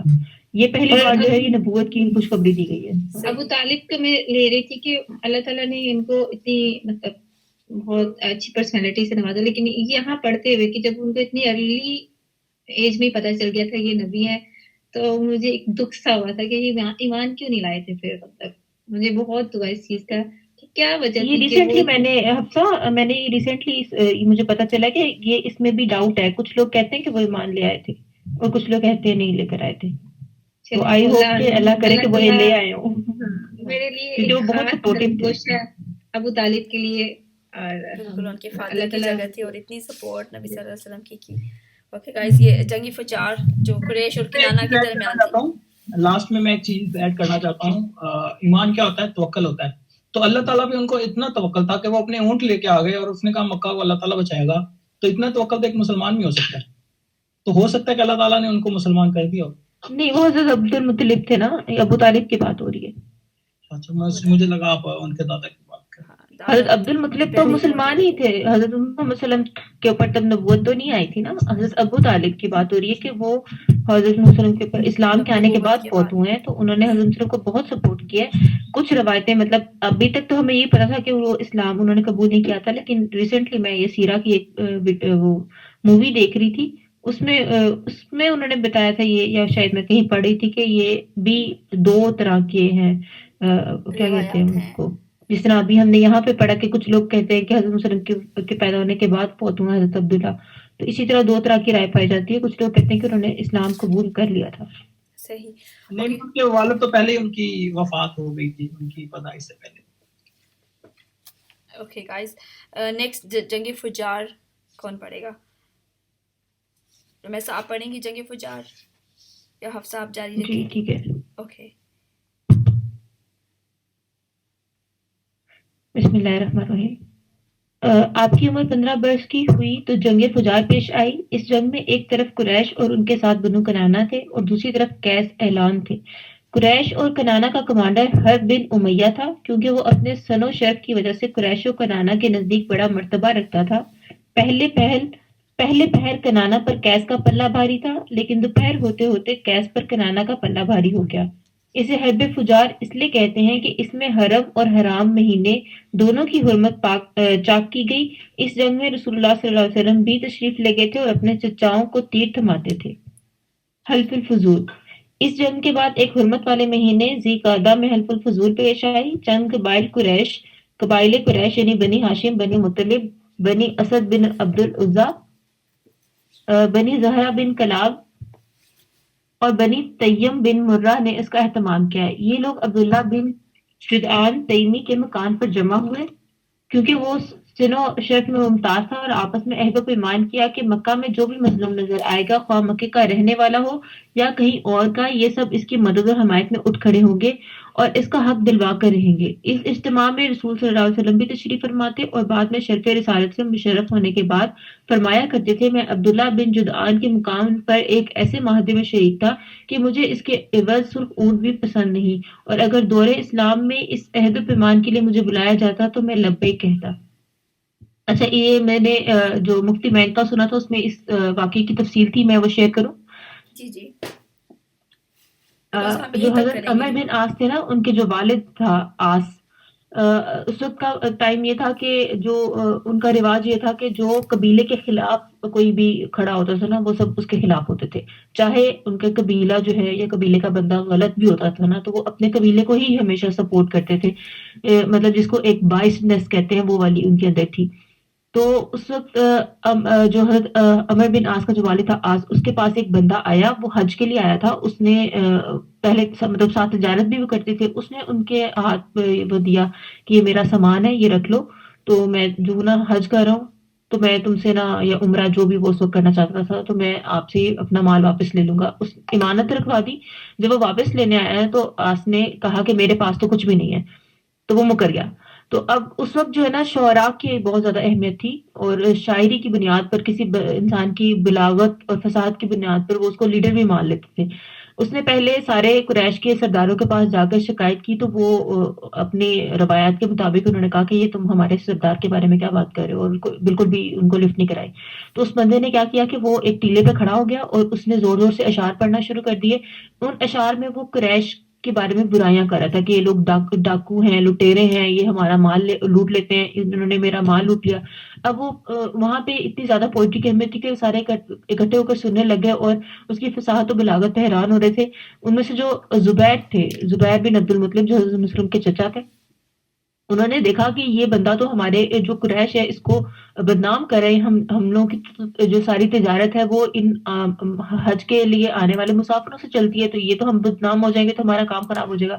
انہوں نے پھر مکہ کے کچھ جو سردار تھے بڑے, جن کو مطلب فیصلوں میں اہمیت دی جاتی تھی, ان کو اکٹھا کیا, اور حضرت وسلم اس وقت ارلی 20s میں تھے, ان کو بھی وہ اہمیت دی جاتی تھی جو بزرگوں کو دی جاتی تھی, ان کو بھی ساتھ لیا, اور پھر وہ اس بندے کے مکان میں گئے اور وہاں پہ انہوں نے یہ فیصلہ کیا کہ اب آج ہم یہ ایک حلف لیتے ہیں اور یہ سائن کیا تھا ٹریٹی کہ جو بھی انسان رائٹ پہ ہوگا ہم اس کے حق میں کھڑے ہوں گے, چاہے وہ ہمارے جو ہے قبیلے کا بھی ہو. اور اس کے بعد پھر وہ یہ ٹریٹی سائن کر کے وہ سب 12 افراد تھے, وہ سارے کے سارے اس بندے کے گھر گئے, دروازہ کھٹکھٹایا, اور جب اس نے کھولا اتنے سارے سرداروں کو دیکھ کر ڈر گیا. انہوں نے کہا کہ اس کا مال واپس کرو, تو اس نے فوراً ہی واپس کر دیا ڈر کے. تو اس کے بعد مطلب یہ سارا اس کا واقعہ تھا, اس کی کمپلیٹ تفصیل یہ تھی. جزاک اللہ خیر. یہ لاسٹ پیراگراف پڑھا ہے, جفا کشی کی زندگی سے پہلے ہم نے بس یہاں تک ہی ختم کرتے ہیں. چلیں آپ نے, ہاں یہ بات ہو گئی ہے, بس اس کو پڑھنے کی ضرورت نہیں ہے. تو معاہدے کے آپ نے بتا دیا کہ یہ عبداللہ بن جدعان کے مکان پہ جو معاہدہ ہوا تھا وہ کیا تھا. تو گائز ابھی ہم یہیں پہ سٹاپ کرتے ہیں. ہمارا سیشن 1.5 گھنٹے کا ہوا کرے گا, اوکے. اور دوسری بات یہ ہے کہ نیکسٹ پیجز ہم لوگ اناؤنس کر دیں گے کل تک انشاءاللہ, اور اس کے ساتھ ہم کچھ کویسچنز بھی ڈال دیں گے اسی پوسٹر کے اندر. تو آپ لوگ جب ریڈنگ کریں نا, تو ان کویسچنز کو ذہن میں رکھ کے, ان پوائنٹس کو ذہن میں رکھ کے پھر اپنے پوائنٹس سوچ کے نیکسٹ کلاس میں آپ لوگ آئیے گا, ٹھیک ہے. تو اس کو شیئر کر دیجیے گا, رائٹ. تو ابھی انشاءاللہ اس کو ہم یہاں پہ سٹاپ کرتے ہیں. نیکسٹ ویک ہم اپنا نیکسٹ سیشن کریں گے انشاءاللہ. ابھی کسی کا کوئی کمنٹ ہو, کوئی بات ہو تو پلیز ایڈ کر دیں, 2 منٹس ہیں ہمارے پاس. میں تھوڑا سا ایک چیز بتانا چاہوں گا, مطلب ایک ریمائنڈر ہے کہ قاسم بھائی اور میرا جو تھا نا وہ تھوڑا سا ڈسکشن کا معاملہ تھا, تو وہ پوائنٹس کلیئر کرنے تھے صرف. تو قاسم بھائی نے کہا تھا کہ یہ سیرت کے بعد ٹھیک ہے, کریں گے. اچھا. تو قاسم بھائی ابھی اسی میٹنگ میں, مطلب جس نے جانا, باقی میں بات پوری کر لوں کہ جس نے مطلب کہ کمنٹس وغیرہ کرنے ہیں وہ کریں, باقی جس نے جانا وہ جا سکتے ہیں, جس نے جوائن رکھنا وہ رکھیں. آپ بھی رہیں اگر آپ تھوڑی دیر ہمیں مطلب جوائن رکھ سکتے ہیں. اچھا. سلمان بھائی اصل میں نا میری 15 منٹس کے بعد نا ایک اور میٹنگ ہے. ان کا نا انٹرنیٹ نہیں صحیح, اچھا قاسم بھائی کا, تو انہوں نے کہا کہ میرا انٹرنیٹ نہیں صحیح چل رہا. اچھا. وہ اس سیشن میں بھی 2-3 دفعہ آئے ہیں. تو ہم اپنا سیشن دوبارہ کر لیں گے, قاسم بھائی کے ساتھ سیشن کر لیں گے دوبارہ. وہ ابھی ہم اس الگ کو سے, سلمان بھائی ہم الگ سے یس کر لیں گے اس کا نا بالکل, لنک جنریٹ اچھا کر کے, تو ہم آپس میں کر لیں گے. یس ہم کر لیں گے انشاءاللہ بعد میں, کل چلیں کر صحیح لیں گے ہوگا. یا ابھی 1-2 گھنٹے کے بعد کر لیں گے انشاءاللہ. اوکے گائز, ابھی کسی کا کوئی پوائنٹ ہے تو ایڈ کر لے, ورنہ ہم اس کو یہاں پہ میٹنگ کو ختم کرتے ہیں. اوکے. سبحانک اللہم و بحمدک, نشہد ان لا الہ الا انت, نستغفرک و نتوب الیک. السلام علیکم ورحمۃ اللہ وبرکاتہ. وعلیکم